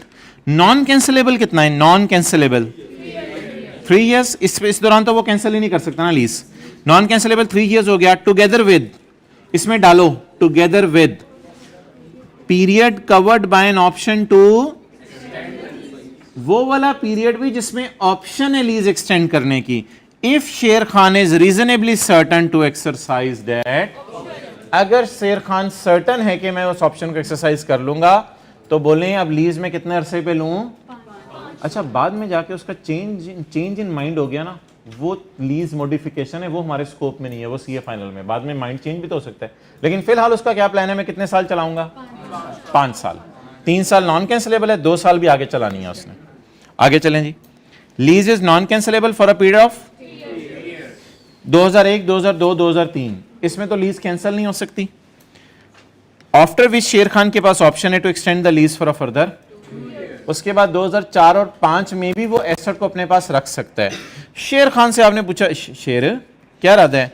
कहते हैं I am certain that I will not exercise the renewal. मैं सर्टन हूं कि मैंने लीज को रिन्यू नहीं कराना। अब अगर किराया गिवन होगा, किराया ₹1,00,000, तो किससे मल्टीप्लाई करेंगे? 3 साल से। तो बता दें जी, period covered by option to extend the lease तब डालना था इफ ही इज सर्टन। अभी तो सर्टन नहीं है, वो दूसरी तरफ असर्टन है कि मैंने करना ही नहीं, तो इसलिए अब इसको बीच में नहीं डालेंगे। आगे चलें जी। The lease is for a 10 year पीरियड। 2001, 2, 3, 4, 5, 6, 7, 8, 9, 10। 10 साल की लीज है, during which 2001, 2, 3, 4, 5, 6, 7 is non cancellable. 2007 तक आप कैंसिल नहीं कर सकते, और पुठे तरीके से अंग्रेजी लिख रहे हैं ना, 2007 तक आप कैंसिल नहीं कर सकते। And at the end of 7th year Sher Khan has option to cancel the lease. 7वें साल के एंड पे आप कैंसिल कर सकते हो। Sher Khan is certain date I will cancel. मैं कहते हैं आन दे, 7 साल पूरे होने दे, आन दे एक बारी, मैं वेखी फिर लीज कैसे टर्मिनेट करता हूं। भाई तो कर सकते हैं, ठीक है, गुस्सा क्यों दिखा रहा है? तो कहते हैं मैं कंफर्म हूं कि मैंने लीज कैंसिल करनी है। क्लियर? अब इसको बीच में डालेंगे 3 सालों को? नहीं डालेंगे, 3 सालों का नहीं डालेंगे बीच में। सिर्फ कितने साल की लीज लेंगे? 7 साल की। इसी नतीजे पे पहुंचे थे ना। 7 साल के लिए तो क्या है? नॉन। अगले 3 साल कैंसिल हो सकती है। उसका क्या इरादा है? मैं कैंसिल करूंगा, तो फिर 3 साल को इग्नोर कर दें। Next, lease is for a period of during which first 7 year is 2001 से 7 non cancellable. At the end of year 7, 2007 के एंड पे शेर खान के पास ऑप्शन है कि लीज को कर दे। शेर खान ने कहा नहीं नहीं नहीं नहीं नहीं, मैं नहीं, मैं पागल हूं, टर्मिनेट करूं। अच्छी वाली लीज चल रही है, 3 साल और ऐसे किसी और से जाके लूंगा, मैं पागल हूं, टर्मिनेट करूं। तो कितने साल? 10 साल। अच्छा, ये एक हल्की फुल्की बात आपको थोड़ा सा परेशान करने के लिए भी आती है। ये लाइन पढ़े, समझ आ रही है? ये मैं पेज 38 पे आया हूं, ये दूसरी वाली लाइन पढ़े, समझ आ रही है? नहीं नहीं, इधर से मिला के पढ़ो, अभी 3 को छोड़ो। अब हमारा जो तीसरा और चौथा सिनेरियो है, उसमें नॉन कैंसिलेबल अरसा कितना है? 2001 से 7 तक है ना नॉन कैंसिलेबल। तीसरा और चौथा सिनेरियो, तीसरा और चौथा सिनेरियो में नॉन कैंसिलेबल कितना अरसा है? 7 years। The non cancellable period कितना हो गया? 7 years। इसमें एक और चीज डालेंगे, together with period covered by an option to terminate वाला भी अरसा डाल दो, टर्मिनेट वाला भी डाल दो, टुगेदर विद टर्मिनेट वाला भी डाल दो। आगे पढ़े बगैर बताएं टर्मिनेट वाला कब डालना है? जब टर्मिनेट नहीं करना। टर्मिनेट वाला कब डालना है? नहीं करना। आपने लीज कितने साल की? 7 साल की नॉन कैंसिलेबल है, 7 साल बाद कैंसिल, लेकिन 3 साल और भी चला सकते हैं। तो वो 3 साल कब डालने हैं आपने? जब टर्मिनेट नहीं कर। तो ये छोटी सी इंग्लिश देखें, period covered by option to terminate the lease को भी डालो। if lessee is certain that he will not terminate, अगर वो certain है क्या नहीं करेगा, terminate नहीं करेगा।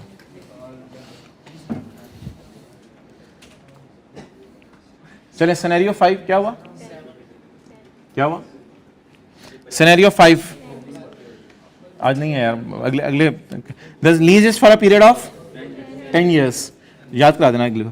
During which first 7 year is 1 से 7 non cancellable, at the end of year 7 ओ तेरी खैर both Sheru and Meeru lessor have the option to terminate the, दोनों के पास ऑप्शन है लीज टर्मिनेट कर दे, दोनों को बारे को फाड़ सकते हैं, दोनों के पास ऑप्शन अवेलेबल है। शेर खान कहते हैं मैं सुई नहीं ले आवांगा, सॉरी भाईजान, मैं नहीं। तो हमने कहा अगर लेसर ने सुई मार छड़ी फिर कहते हैं आप बताएं आपको डर है, यानी कि गुब्बारा पड़ा हुआ है, वो उसके जो है वो 7 घंटे जो है वो लाइफ है उसकी, उसके बाद 3 घंटे और भी रह सकते हैं अगर सुइयां ना मारें। अब दोनों बंदों के पास ऑप्शन है सुई मारने की, आप कह रहे हैं मैं सुई मारूं बारे में, मेरी मेहरबानी यार, मैं ऐसा बंदा नहीं हूं। तो लेकिन दूसरे के पास ऑप्शन है, वो मार भी सकते सुई, आप उसने मार दी तो तो लीज तो फारग होगी ना। आप बता दें फिर। शेर खान पक्का कहते हैं मैं सुई घुमा, मैं फेंक के आ गया हूं समंदर में। शेर खान वादा भी करते हैं हमारे से, दूसरे के पास तो है ना। तो इसलिए लीज कितने साल की लेंगे? शेर खान तेरी सुई का कोई फायदा नहीं हुआ फेंकने का।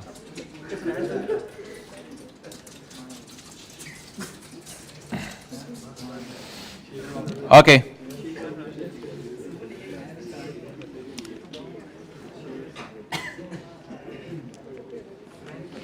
फ्रेंच वनीला निकालें जी, पास पेपर का सवाल। French vanilla, French vanilla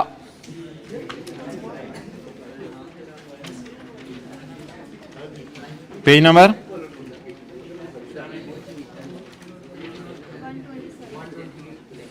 127।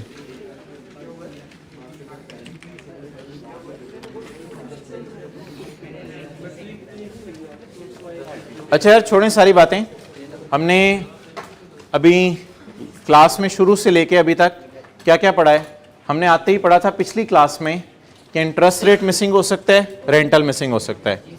चाहे इंटरेस्ट रेट मिसिंग हो, यार सारी बातें सुन ले पिछली क्लास वाली डाल के, चाहे इंटरेस्ट रेट मिसिंग हो चाहे रेंटल मिसिंग हो, फॉर्मूला एक ही है, fair value plus IDC of lessor, fair value plus IDC of is equal to PV of LP plus PV of, ये फॉर्मूला, इसी से इंटरेस्ट रेट मिसिंग निकलेगा, इसी से रेंटल मिसिंग निकलेगा। लेकिन अगर सवाल के अंदर रेंटल क्वार्टरली हैं तो इंटरेस्ट भी जो कैलकुलेटर पे आएगा वो, ये बात सुबह सुबह आते इस क्लास में सीखी थी। अगली बात, लेसी कौन सा रेट यूज करता है? लेसर का इम्प्लिसिट, अगर ना पता हो तो अपना incremental borrowing rate. Lessor simple rate कौन सा यूज करता है? Implicit rate. Manufacturer dealer lessor के सवाल में हमेशा इम्प्लिसिट रेट यूज करना है, लेकिन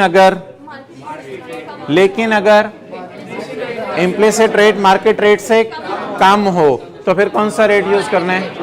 बस ये सुबह से हमने पढ़ा है, और शेर खान वाला तो आपने खुद ही किया सारा। फ्रेंच वनीला का पेज नंबर नहीं मिल रहा, 127। बंदा पढ़ ही लेंदा उन्नी देर सवाल, मैं सर कटन के तेसी पढ़ांगे, हद होगी यार।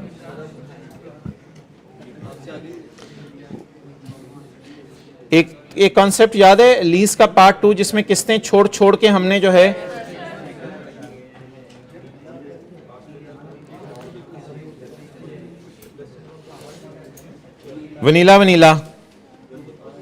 Vanilla mango strawberry tutti frutti, ओए होए होए होए होए होए होए सर्दियां, बाय बाय। क्वेश्चन नंबर 12, बिस्मिल्लाहिर्रहमानिर्रहीम। On 1 January 2019 French vanilla leasing limited purchased a machine costing ₹200 million having useful life of 8 years. Residual value of the machine at the end of life is 16 million. On 1 February 19, एक महीने बाद, on 1 February 19 FVLL यानी leasing company entered into a lease agreement for this machine with cotton candy limited for a non cancellable period of 2.5 years। सारी बातें इंशाल्लाह भी link हो जाएगी जितनी हमने पढ़ी हैं सुबह। For a non cancellable period of 2.5 with effect from 1 मार्च 2019। तो अच्छा ये 3 डेट्स क्या हैं? 1 जनवरी, 1 फरवरी, 1 मार्च। सादा सी बात है यार, तू उत्ते में क्या कर। 1 जनवरी फ्रेंच वनीला ने एसेट खरीदा। अच्छा खैर है, वैसे ही दिल का चाह रहा था। 1 जनवरी फेस एक्सप्रेशन तो देखने होते हैं। 1 जनवरी को फ्रेंच वनीला ने एसेट यानी लेसर ने एसेट बाय किया। 1 फरवरी को मुआहिदा हुआ या लीज शुरू हो गई?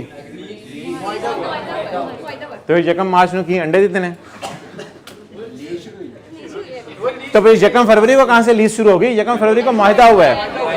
तो वैसे एंट्रीज कब से करना शुरू करेंगे? जिस दिन मुआहिदा हो जाए या जिस दिन लीज शुरू हो? जिस दिन लीज का एसेट आपको दे दिया जाए उस दिन से शुरू होगा। तो ये 3 तारीखें दोबारा पड़े। 1 जनवरी को लेसर ने एसेट, 1 फरवरी को किसको बुलाया? कॉटन कैंडी एसेट लीज पे लेगा। उसने कहा कब देगा? क्या 1 मार्च को। चल ठीक है, मुआहिदा करते हैं। 1 मार्च से एसेट दे दिया जाएगा। कितने साल के लिए? 2.5 साल के लिए। अंडर द एग्रीमेंट 8 किस्तें, 2.5 साल में 8 किस्तें of ₹12 million are to be paid. यार ये एक मिनट 2.5 साल में क्वार्टरली 8 किस्तों की कोई तुक बनती है? 2.5 साल में क्वार्टरली 8 किस्तों की तुक बनती है। अच्छा इसको ज्यादा कॉम्प्लिकेट ना किया करें। 1 साल के अंदर कितने क्वार्टर आते हैं? 4। 2 साल के अंदर 8 और 2.5 साल में 10 क्वार्टर हैं, लेकिन किस्तें कितनी हैं? तो भाई एक कॉन्सेप्ट हमने पढ़ा था लीज पार्ट 2 के नाम से, जो एक लेक्चर हुआ था, उसमें किस्तें छोड़ के पे कर रहे होते थे। तो वो कोई मसला नहीं, किस्तें छोड़ के पे हो रही होंगी बीच में। अच्छा, स्टार्टिंग फ्रॉम 3rd क्वार्टर। पहले 2 क्वार्टर की किस्तें नहीं है, 3rd क्वार्टर से किस्तें शुरू हो रही हैं। तो हम भी एकदम खटके थे कि खटके खुटके पेपर में पता नहीं होता है या नहीं होता, हम भी एकदम खटके थे कि 10 किस्तें होनी चाहिए 2.5 सालों में, ठीक है। लेकिन सवाल क्या कह रहा है, कितनी किस्तें हैं? हमारी एम्बिग्यूटी उसने कैसे रिमूव कर दी? 2 किस्तें बोले ने। Okay. FVLL has implicit rate of 15% which is not known to lessee। ओए होए गेम ऑन हो रही है। FVLL has implicit rate of, और मैन्युफैक्चरर डीलर का सवाल नहीं है ये, तो अभी मैं लेसी की बातें कर रहा हूं। पहले सवाल असल में लेसी का भी है, लेसर का भी है, दोनों का है। लेसर का इम्प्लिसिट रेट कितना है? 15। Which is not known to lessee का इंक्रीमेंटल बोरिंग रेट कितने हैं? तो बता दे, इम्प्लिसिट रेट यूज करें, मेंटल रेट यूज करें? मेंटल रेट यूज करेंगे। Why? It is not known to lessee को पता ही नहीं है, तो फिर मजबूरन वो कौन सा रेट यूज करे? अपना इंक्रीमेंटल बोरिंग रेट। लेकिन एक बात याद रखिएगा यार, इस सवाल में, लेसी के सवाल में हम कौन सा रेट यूज करेंगे? 16%। वाई? लेसर का सवाल भी मैं करूंगा। लेसर के सवाल में ना मैं पहले फाइनेंस ऑपरेटिंग डिसाइड करूंगा, फिर लेसर का सवाल करूंगा। अभी मुझे लेसी का सवाल कराने दें, ठीक है। फीस अलग दी हुई है आपने इसकी, अभी लेसी का सवाल कराने दें। डन? अच्छा, लेसी के सवाल शुरू करने से पहले, आगे छोड़ें, अभी मैं पढ़ता हूं। लेसी का सवाल शुरू करने से पहले मुझे बता दें, ये लो वैल्यू एसेट तो नहीं है? लो वैल्यू एसेट कहीं नहीं सवाल में लिखा हुआ। और यार वैसे देखो 12 मिलियन की तो एक किस्त है, तो 8 किस्तें 12 मिलियन की लो वैल्यू एसेट कहाँ होना है? ये कोई टेलीफोन या कोई इस टाइप की चीज़ तो नहीं है, मशीन है पूरी।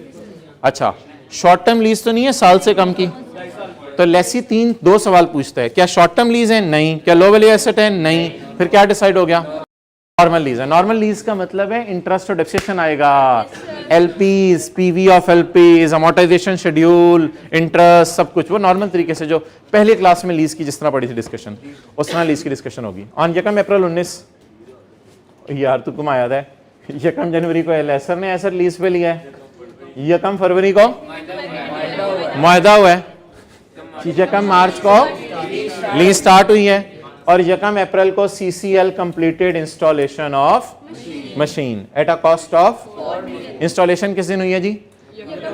यकम अप्रैल को 4 million and put it into use, उसी दिन पुट इट इनटू यूज हो गया। Both companies follow straight line method for charging depreciation. चलें जी, पहले लेसी का सवाल शुरू करते हैं। लेसी का सवाल कहां से शुरू होता है? एलपी से, पीवी ऑफ एलपी से? एलपी से शुरू होता है। अच्छा, मैंने आपको एक तरीका बताया हुआ है कि यार वो जो डायग्राम में शायग्राम में बनाने हैं ना, अब वो छोड़ दें, अमोर्टाइजेशन शेड्यूल की डेटें पहले डाल दिया करें। अमोर्टाइजेशन शेड्यूल की डेट और इंस्टॉलमेंट का कॉलम बना लिया करें, फिर पीवी जो है वो हाथ जोड़ के आपके सॉरी ये नहीं तो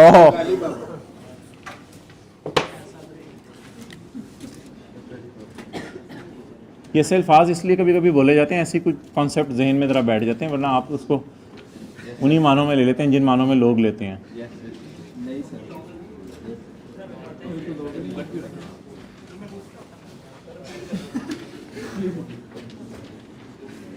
जी भाई, कहां से शुरू करूं? यकम जनवरी, यकम फरवरी, यकम मार्च। लीज कहां से? यकम मार्च।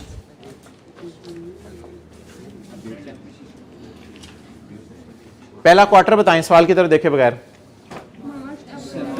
मार्च, अप्रैल, मई। एक्सीलेंट। 31 मई 19। पहला क्वार्टर हो गया। ईयर एंड बाद में देख लूंगा मैं, ईयर एंड बाद में देख लूंगा। दूसरा क्वार्टर बताएं। बोले जून, जुलाई। अच्छा, पहले वाला मैंने 31 में लिखना, अब सारे टंटे हो गए। अच्छा है, गेम कोई हो रहा है। मैंने समझा हुआ था 31 मार्च, 30 जून, 30 सितंबर, 31 दिसंबर, मैंने ये समझा हुआ था। वो तो शुरू ही यकम मार्च को हो रहा है। अगर यकम अप्रैल को शुरू हो रहा होता बड़ी इजी फिगर्स आती। तो यकम मार्च है, मार्च, अप्रैल, मई। आगे बोलें, मई के बाद, मई को नहीं डालना, जून, जुलाई, 31 अगस्त, 19। 2.5 साल में अभी आधा साल गुजरा है, 2-3 महीने हो गए। आगे चलें। 30 नवंबर, 8 को छोड़े ना, 9, 10, 11, 30 नवंबर, 19। अच्छा, अब दिसंबर, जनवरी, फरवरी। शुक्र है, थोड़ी सी शुक्र है। अच्छा, 29 है इसमें, चलो उसकी खैर है। शुक्र है, थोड़ी सी तसल्ली हुई है। यकम मार्च अब जरा समझ आ रही है बात, साल पूरा हो गया। शुक्र है, जरा आंखों को तसल्ली हो रही है। यकम मार्च को शुरू हुआ था, साल मेरा सही पूरा हो गया, आपका भी सही पूरा हो गया साल। 29 फरवरी। ओके, चलें जी, आगे चलें जी। आगे कुछ भी नहीं, आगे इन डेट्स पे ढाने आपने। आगे इन डेट्स पे आप पागलों की तरह बार बार गिनते नहीं रहना। 31 में, 31 अगस्त, 30 नवंबर, कोई बच्चा आ जाए क्लास में कहे ये सीए में करा रहे हैं इतनी आसान चीजें, और उसको पता नहीं इनको टेंशन पड़ी हुई है। बच्चा आ जाए वो कहे यार ये क्या करा रहे हैं, और आपको यार छड़ यार कहते बह साडे नाल, साडे अपने ही मसले ने। अच्छा, सानू तो यह भी नहीं पता रुकना कितने है, ਅਸੀਂ ਲੱਗੇ ਨੇ ਆ ਲੱਗੇ ਸਾਦੇ ਵਿੱਚ ਲੱਗੇ ਨੇ, ਜਦੋਂ ਰੋਕਣਗੇ रुक जाएंगे। सानू पता ही नहीं चलना 2.5 साल कितों मुकने ने, खलोते खलोते खड़े खड़े 2.5 साल मुक जाने हैं, पता ही नहीं चलना। अच्छा चल, हो गए 2.5 साल पूरे। ठहर जा, 10 क्वार्टर हैं। 1, 2, 3, 4, 5, 6, 7, 8, 9, 10। 28 फरवरी, 21, 31 मार्च, 31 मई, 21। मैं दिमाग नहीं चला रहा, मैं आपकी चीजें सुन रहा हूँ जी। 31 अगस्त, 21। अच्छा, किस्तें कितनी है यार?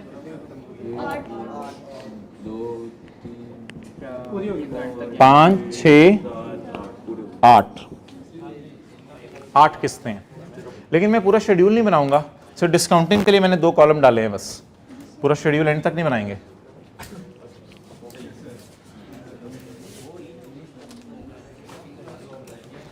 अच्छा, अब किसी को शायद याद हो, एक बात की थी, अगर आप एनओटी का फॉर्मूला लगाएंगे ना, ये फिगर्स को यहां लाके छोड़ेगा।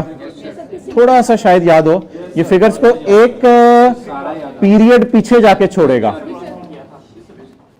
एक पीरियड पीछे लाके छोड़ेगा इनको। तो करें जी इनकी डिस्काउंटिंग। वर्किंग नंबर वैसे तो ये वर्किंग नंबर ना 1 ये वाली होती थी एलपी और पीवी ऑफ एलपी, और ये वर्किंग 2 होती थी। एलपी की जरूरत नहीं है, पीवी ऑफ एलपी करें जी। अच्छा रेट को ना पहले कर लें क्वार्टरली, रेट को क्वार्टरली कर लें। 16% इंटू 3/12 या इंटू 1/4, जो भी आप पसंद करें। 4% हो गया। क्लियर?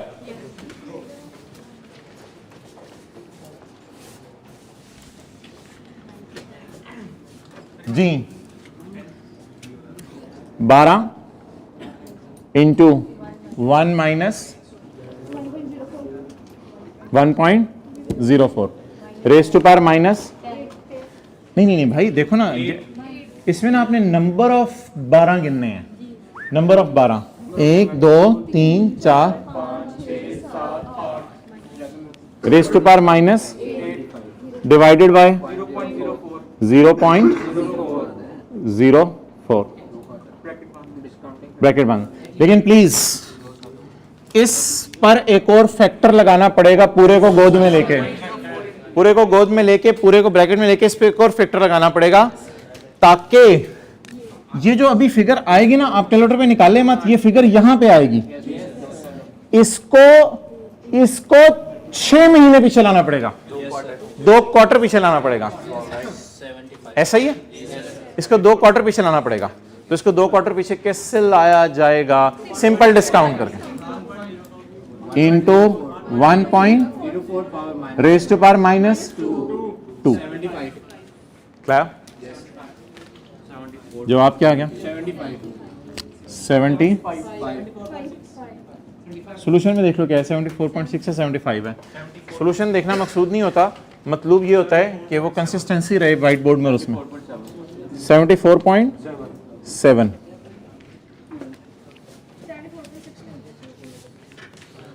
74.6 आ रहा है वैसे आप लोगों का। हाँ तो ठीक है, फिर 74.7 आ रहा है।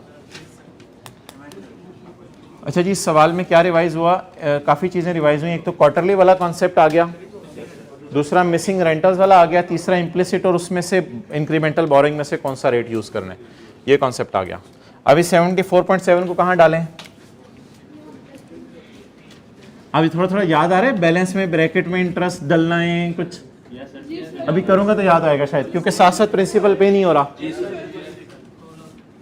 74.7 पे रेट लगाएं 4%। देखते रहो जरा साथ साथ भी। 2.99 क्या लिखा हुआ है इसको? 2.99 डन। अच्छा यार, मैंने कहा था ये ना लिखिएगा खुदा के लिए कि नेगेटिव 2.99, ठीक है। इंटरेस्ट मांगा उसने, मैंने कहा नहीं दूंगा। तुम किराया नहीं दे रहा तो उसे इंटरेस्ट कहां से देने? तुम्हें किराए में डाल के देना ना इंटरेस्ट। तो कोई प्रिंसिपल नहीं पे हुआ, ना कोई इंटरेस्ट पे हुआ, बल्कि इंटरेस्ट प्रिंसिपल को बढ़ा देगा। बॉल पॉइंट मुंह से निकाल के इंटरेस्ट प्रिंसिपल को बढ़ा देगा। 74.7 प्लस 2.99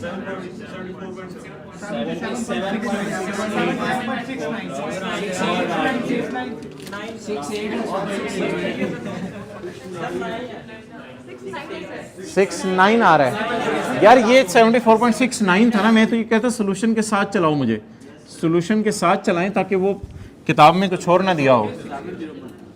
हाँ अब बोल रहे हैं 77.68 74.69 क्लियर। आगे चलें जी। 77.68 पे 4% 3. सर लीज एंड पे रिवाइज होगी बेटा, ये देख लो ऊपर, फरवरी वाली लीज अभी रिवाइज हो रही है। अच्छा जी 0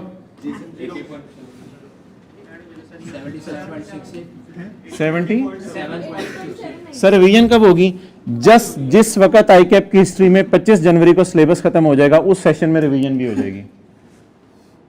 5 फरवरी तक नहीं सिलेबस खत्म होता।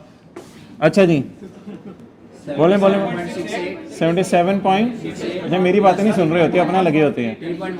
3.11 80.79। ओके चलें जी, 80.79 के ऊपर आप रेट लगाएं। 3.23। अब 12 माइनस 3.23 कर दें। 12 माइनस 3 अच्छा किसी को बात भूली हो ना तो चेहरा ऊपर करें। 74 प्रिंसिपल देना था, अगले ने मांगा, हमने कोई नहीं दिया, उल्टा इंटरेस्ट मांगा वो भी नहीं दिया, इसकी वजह से प्रिंसिपल बढ़ गया। फिर दोबारा उसने मांगा, फिर हमने नहीं दिया, फिर प्रिंसिपल बढ़ गया। अब हम प्रिंसिपल में इंटरेस्ट डाली जा रही है। अब कितना आया? 7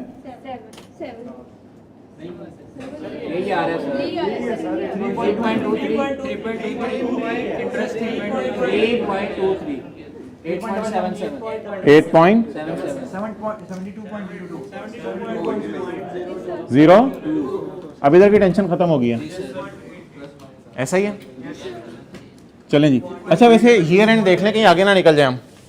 31 दिसंबर 19 तक की जर्नल एंट्रीज करनी है। तो नहीं यार, ये जो इंटरेस्ट है 1 महीने का और हमें चाहिए अभी। 31 दिसंबर 19 तक की इंटरेस्ट करनी है।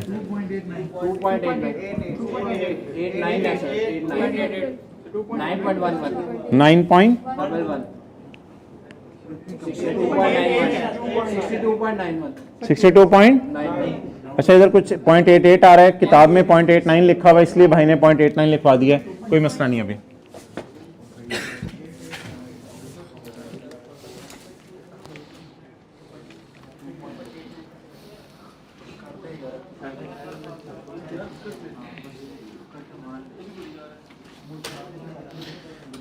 एवं ही बोली जा रहे नहीं ऐसी। भाई आप क्यों आज इतना बोल रहे हैं?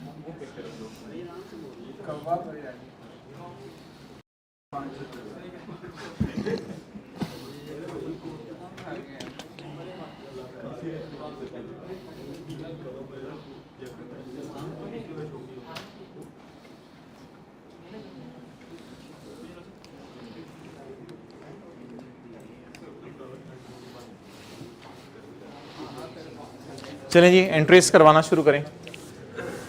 ROU debit lease liability, ROU debit lease liability credit.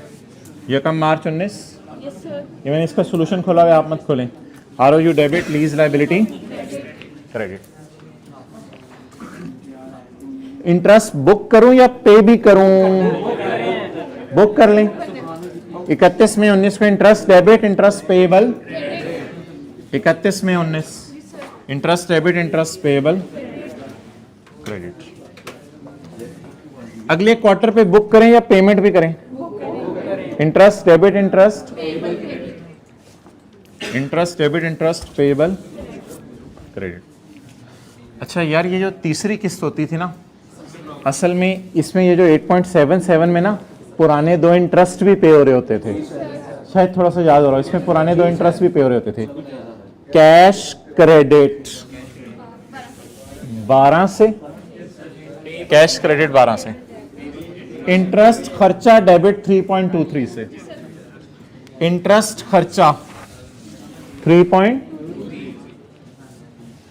ये दोनों जो पेएबल आपने इधर डाले हुए हैं, ये इसमें असल में आप प्रिंसिपल में डाल के पे हो रहे हैं, तो ये दोनों पेएबल पे भी करने हैं, वरना ये पेएबल हमेशा पेएबल ही रहेंगे। ये दोनों पेएबल पे हो गए बैंक क्रेडिट होके, पेएबल डेबिट बैंक क्रेडिट। और मैंने कहा था ये बैलेंसिंग निकाल लिया करें लीज लायबिलिटी 2.67। असल में 8.77 में आप 2.99 3.11 इंटरेस्ट पे कर रहे हैं, ये सारा इंटरेस्ट है इन दोनों को जमा करके, और बाकी 2 प्रिंसिपल पे कर रहे हैं। और उसके बाद एंट्री उसी तरह चलेंगी। लेकिन एक बात बता दें, क्या आपको लग रहा है कि 1 मार्च को लीज शुरू हुई है? 1 मार्च को लीज शुरू हुई है। 3.2 तो खर्चा है ना। अच्छा एक चीज बताओ, ये कितने अरसे का इंटरेस्ट है? 2.99। नहीं महीने बताओ, महीने बताओ। मार्च, अप्रैल, मई, ये जून, जुलाई, अगस्त, ये सितंबर, अक्टूबर। तो किस महीने का इंटरेस्ट येट नॉट बुक्ड है?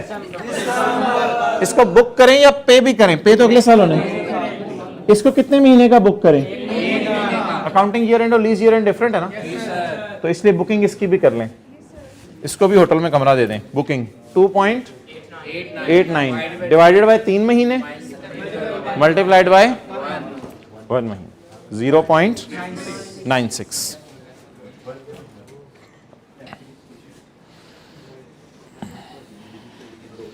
अच्छा जी, एक आखिरी लाइन पढ़ लें आप। ऑन यकम अप्रैल 19 CCL completed installation of machine eight 4 million. Installation of machine, ये देखें इधर। नहीं, इंस्टॉलेशन तो कैपिटलाइज होती है। Right of use debit, bank credit, done. Installation तो मजदूरों को देते हैं ना, तो लेसी ने मशीन खरीदी और बाद में क्या कर ली? Install, done. नहीं, इंस्टॉलेशन एक्सपेंस में नहीं जाती, वो आईडीसी वगैरह होती थी, वो भी एसेट की कॉस्ट में ऐड होती थी लेसी के लिए। तो इंस्टॉलेशन तो एक्सपेंस में नहीं जाती। एसी की इंस्टॉलेशन कॉस्ट, प्लांट की इंस्टॉलेशन कॉस्ट, ट्रांसपोर्टेशन कॉस्ट, सारे कैपिटल एक्सपेंडिचर हैं। अच्छा यार, अब एक मसला है कि इसको 2.5 साल पे डेप्रिशिएट करना है। इसको कितने पे डेप्रिशिएट करना है? 2.5 साल पे। लीज 2.5 साल की है ना, इसको मैं क्यों नहीं 2.5 साल पे डेप्री, अब ये ना इंट्रो की क्लास ऐसी बात है, इसको क्यों नहीं मैं 2.5 साल पे डेप्रिशिएट कर सकता? 1 माह बाद इंस्टॉल किया है। अच्छा, अब IAS 16 नहीं आपने सोचना। IAS 16 कहता था जब अवेलेबल फॉर यूज हो तब से आप डेप्रिशिएट करना शुरू करो। लीज में इस तरह नहीं है। लीज में असल में जब चीज आपकी आ गई ना, तो राइट ऑफ यूज होना शुरू हो गया। अब आप इस्तेमाल करें ना करें, लेसर ने वापस ले लेनी है ये चीज। तो आप बता दें मोहतरम, ये एसेट हमें कितने महीने फायदा देगा? 2.5 साल। 2.5 साल फायदा देगा। अच्छा, 2.5 साल फायदे का क्या मतलब है? 12 महीने फायदा देगा। सादा सादा सी बातें पूछ रहा हूं, कोई लीज की बातें नहीं पूछ रहा। 2.5 साल फायदा देगा, 12 महीने फायदा देगा, फिर 12 महीने देगा, फिर उसके बाद 6 महीने देगा। 12 जमा 12 जमा 6 30 साल, 30 महीने। तो 30 महीने ये एसेट हमारा साथ देगा। यार जब लीज खत्म हो जाएगी तो एसेट की इंस्टॉलेशन बाद में भी फायदा देती रहेगी। जब लीज खत्म हो जाएगी तो इंस्टॉलेशन भी खत्म हो जाएगी। इंस्टॉलेशन खत्म हो जाएगी, इंस्टॉलेशन का खाली क्या करना है? अब आप मुझे ये बताएं कि 1 महीने के डिले से इंस्टॉलेशन हुई है, तो इंस्टॉलेशन हमें कितने महीने फायदा देगी? 29 महीने, डन। अच्छा, अब बता दें जी, यकम मार्च से लेके हमारे ईयर एंड तक टोटल कितने महीने हैं? 10। लेकिन इंस्टॉलेशन से लेके यकम अप्रैल से लेके 31 दिसंबर तक कितने महीने हैं? 9 महीने। तो 30 में से राइट ऑफ यूज कितना डेप्रिशिएट करें? 10 महीने। इसको आप ईयर्स पे भी खेल सकते हैं, थोड़ा सा जरा कंफ्यूजिंग हो जाएगा, इसलिए मैं महीनों पे ले आया हूं डेप्रिसिएशन को। ईयर्स पे भी खेल सकते हैं। अच्छा, और ये बता दें, इसने 29 महीने फायदा देना था, लेकिन फिलहाल हमारे साल में कितने मंथ्स ये यूज हुई है? 9 मंथ्स। तो अब बता दें जी, 74.69 और 4 को जो मैंने डेप्रिशिएट किया है वो कैसे किया है? 74.69 ने कितने महीने फायदा देने? लेकिन यकम मार्च से लेके 31 दिसंबर तक फिलहाल कितने महीने फायदा दिया? इस इंस्टॉलेशन ने कितने महीने फायदा देने? बोले बोले बोले बोले 1 महीने बाद इंस्टॉलेशन हुई है ना, इसने 29 महीने फायदा देने। लेकिन फिलहाल यकम अप्रैल से लेके 31 दिसंबर तक कितने महीने इसने फायदा दिया? 9 मंथ्स। और अगले साल इसी तरह होगा कि आप डिवाइड करेंगे 30 से, लेकिन मल्टीप्लाई 12 मंथ से। अगला तो पूरा साल होगा ना, और डिवाइड करेंगे 29 से मल्टीप्लाइड बाय 12 मंथ्स। तो ये अजीब सी कैलकुलेशन यहां लिख लें, अजीब सी।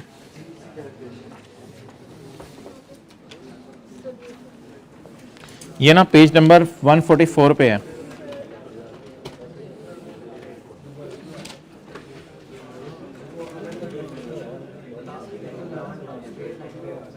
हाँ कर लो, लेकिन एक ही प्लांट में इंस्टॉलेशन वो अलग अलग नहीं हो सकती मेथड, नहीं मेथड सेम रहेगा।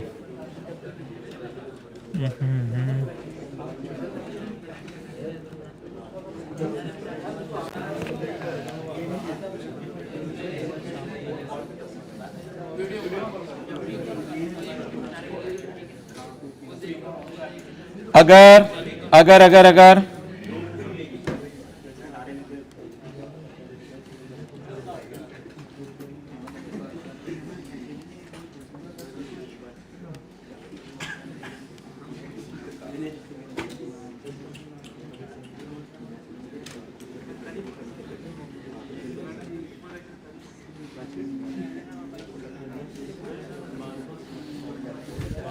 मुझे इसके अलावा वाला डेटा लेसी का लग रहा है, खत्म हो रही हैं बातें, 5-7 मिनट में खत्म हो रही हैं बातें। मुझे इसके अलावा वाला डेटा लेसी का लग रहा है। मैंने सीसीएल को फारिग कर दिया, अब मैं एफईएलएल की तरफ मूव कर गया हूं, अब मैं लेसर की तरफ मूव कर गया हूं।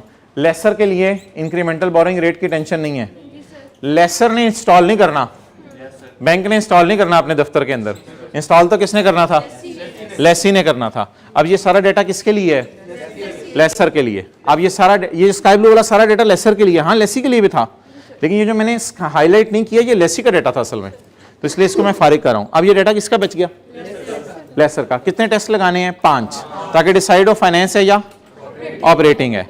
अच्छा जी, अब आप ऐसा करें, कैलकुलेटर पकड़ के ज़बानी मुझे बता दें, कोई ऑप्शन है कि 2.5 साल के एंड पे 8वें साल इसको मिल जाएगा? नहीं। क्या लिखा हुआ है 2.5 साल के एंड पे 8 साल बकाया 8 साल रह गए होंगे, इसके लिए मुफ्त का मिल जाएगा? 2.5 साल में से 8 साल 5.5 साल बाकी बच जाएंगे। क्या कुछ ऐसा लिखा हुआ है 2.5 साल के बाद मुफ्त में मिल जाएगा लेसी को? क्या कोई ऐसा लिखा हुआ है 2.5 साल के बाद पैसे देके लेसी बाजार से कम कीमत में खरीद सकता है? नो। क्या 2.5 को 8 से डिवाइड करें तो जवाब 75% से कम आता है? हाँ, तो मेजर पार्ट नहीं है इकोनॉमिक लाइफ का, ठीक है। और मोहतरम प्रेजेंट वैल्यूज आप ना निकालिएगा, प्रेजेंट वैल्यूज में बहुत टाइम लग जाने। 12 ज़रब 2.5 साल नहीं, 12 ज़रब 8 करें जरा, 12 ज़रब 8 96 प्रेजेंट वैल्यू नहीं है, अभी ये लीज पेमेंट्स हैं। अगर 96 को मैं डिवाइड करूं 200 से तो जवाब 90% नहीं आना, तो 96 को जब प्रेजेंट वैल्यू ले लूंगा तो जवाब कहां से आएगा? और एसेट भी स्पेशल नेचर का, तो 5 सवालों का जवाब क्या आ गया? शुक्र है लेसर की सादा लीज निकल आई। कौन सी लीज? ऑपरेटिंग लीज, लेसर की ऑपरेटिंग लीज निकल आई। अच्छा,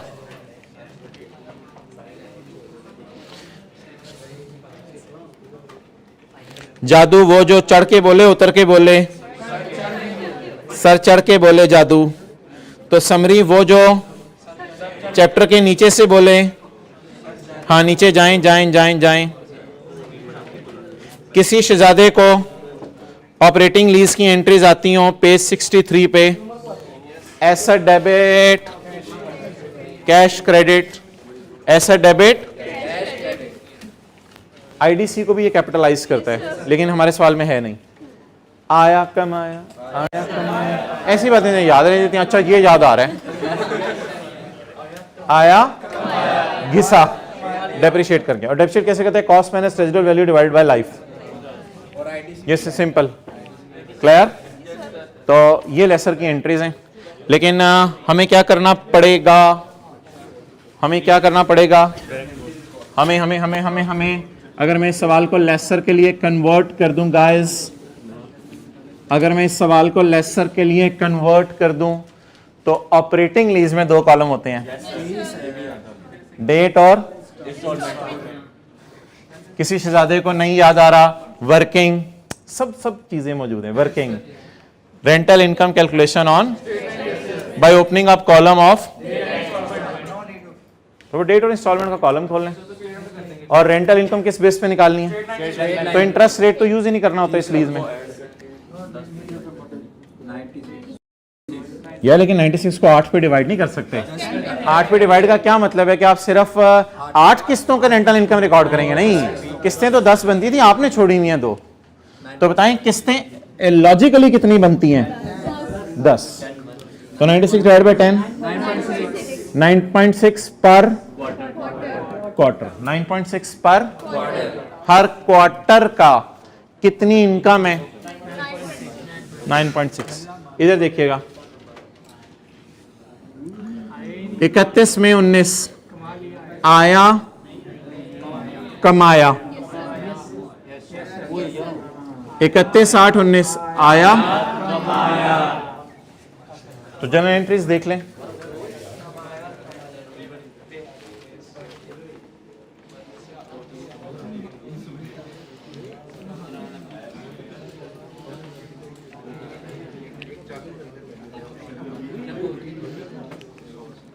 आजा मेरे भाई, कौन सा क्वेश्चन है?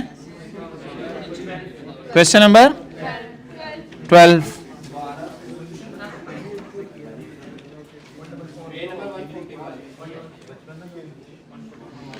ये कैलकुलेशन डेट इंस्टॉलमेंट वाली हुई भी है, 9.6 निकला हुआ है। अच्छा जी, अब हमने एंट्रीज देखनी है आया कमाया की।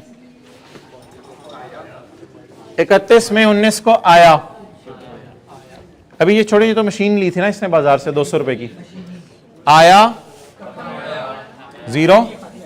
ये एंट्री आप पेपर में स्किप भी कर सकते हैं, ये एंट्री पेपर में स्किप भी कर सकते हैं। पिछली किताब में मैंने नहीं की हुई थी, लेकिन बच्चों को फिर समझ नहीं आती थी बातें, क्योंकि पिछले पढ़े से लिंक नहीं होती थी, इसलिए मैंने इस तरह किताब में डाल दी हुई है। Cash debit rent receivable credit और rent receivable debit rental income credit. 31 8 19 पे 2 एंट्रीज बोलें। आया 0 से, कमाया 31 में 19 हो गया, 31 अगस्त आया कमाया। अब दोबारा 30 नवंबर 19 को 2 एंट्रीज बोलें। आया 12, कमाया 9.6। आया ये एंट्री मिस हुई है, ऊपर नीचे हुई है, ऊपर नीचे हुई है। मैं बताता हूं, एक मिनट।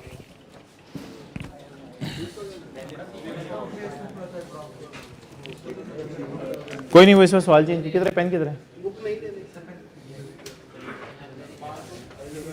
ओके, इस तरह देख लेते ना यार, डेट से। आया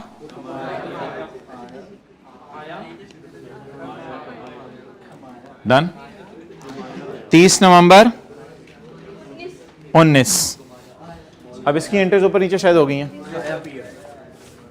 30 नवंबर 19 आया, ऊपर नीचे हो गई हैं, और कुछ नहीं वापस।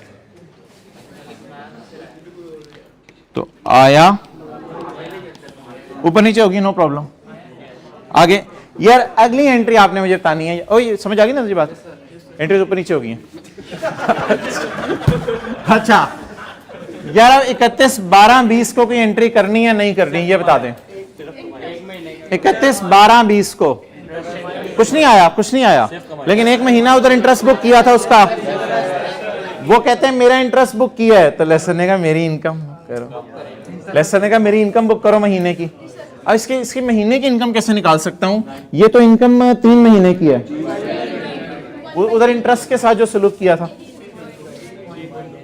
तो ये मोहतरम आपके लिए 9.6 इंटू 1/3, 3 महीनों में से कितने महीने की? 1 महीने को। डेप्रिसिएशन इसकी cost minus residual value divide by life. Depreciation इसकी IAS 16 की तरह निकलते हैं, लेकिन जस्ट लाइक IAS 16, क्योंकि लेसर IAS 16 फॉलो करता है एसेट के लिए। तो डेप्रिसिएशन इसकी नॉर्मल तरीके से। इंस्टॉल इसने नहीं किया, उसके अलग से। अच्छा भाई, इसका होमवर्क अभी तो मैं कोई नहीं सोच रहा, लेकिन अगर कोई 4-5 मिनट के छोटे छोटे सवाल, 1-2 MCQ शायद अगर मैंने देखने हुए, तो वो मैं वेबसाइट पे फिर डाल दूंगा। बज़ाहिर अभी होमवर्क कोई नहीं है इसका। ओवर। अल्लाह हाफ़िज़।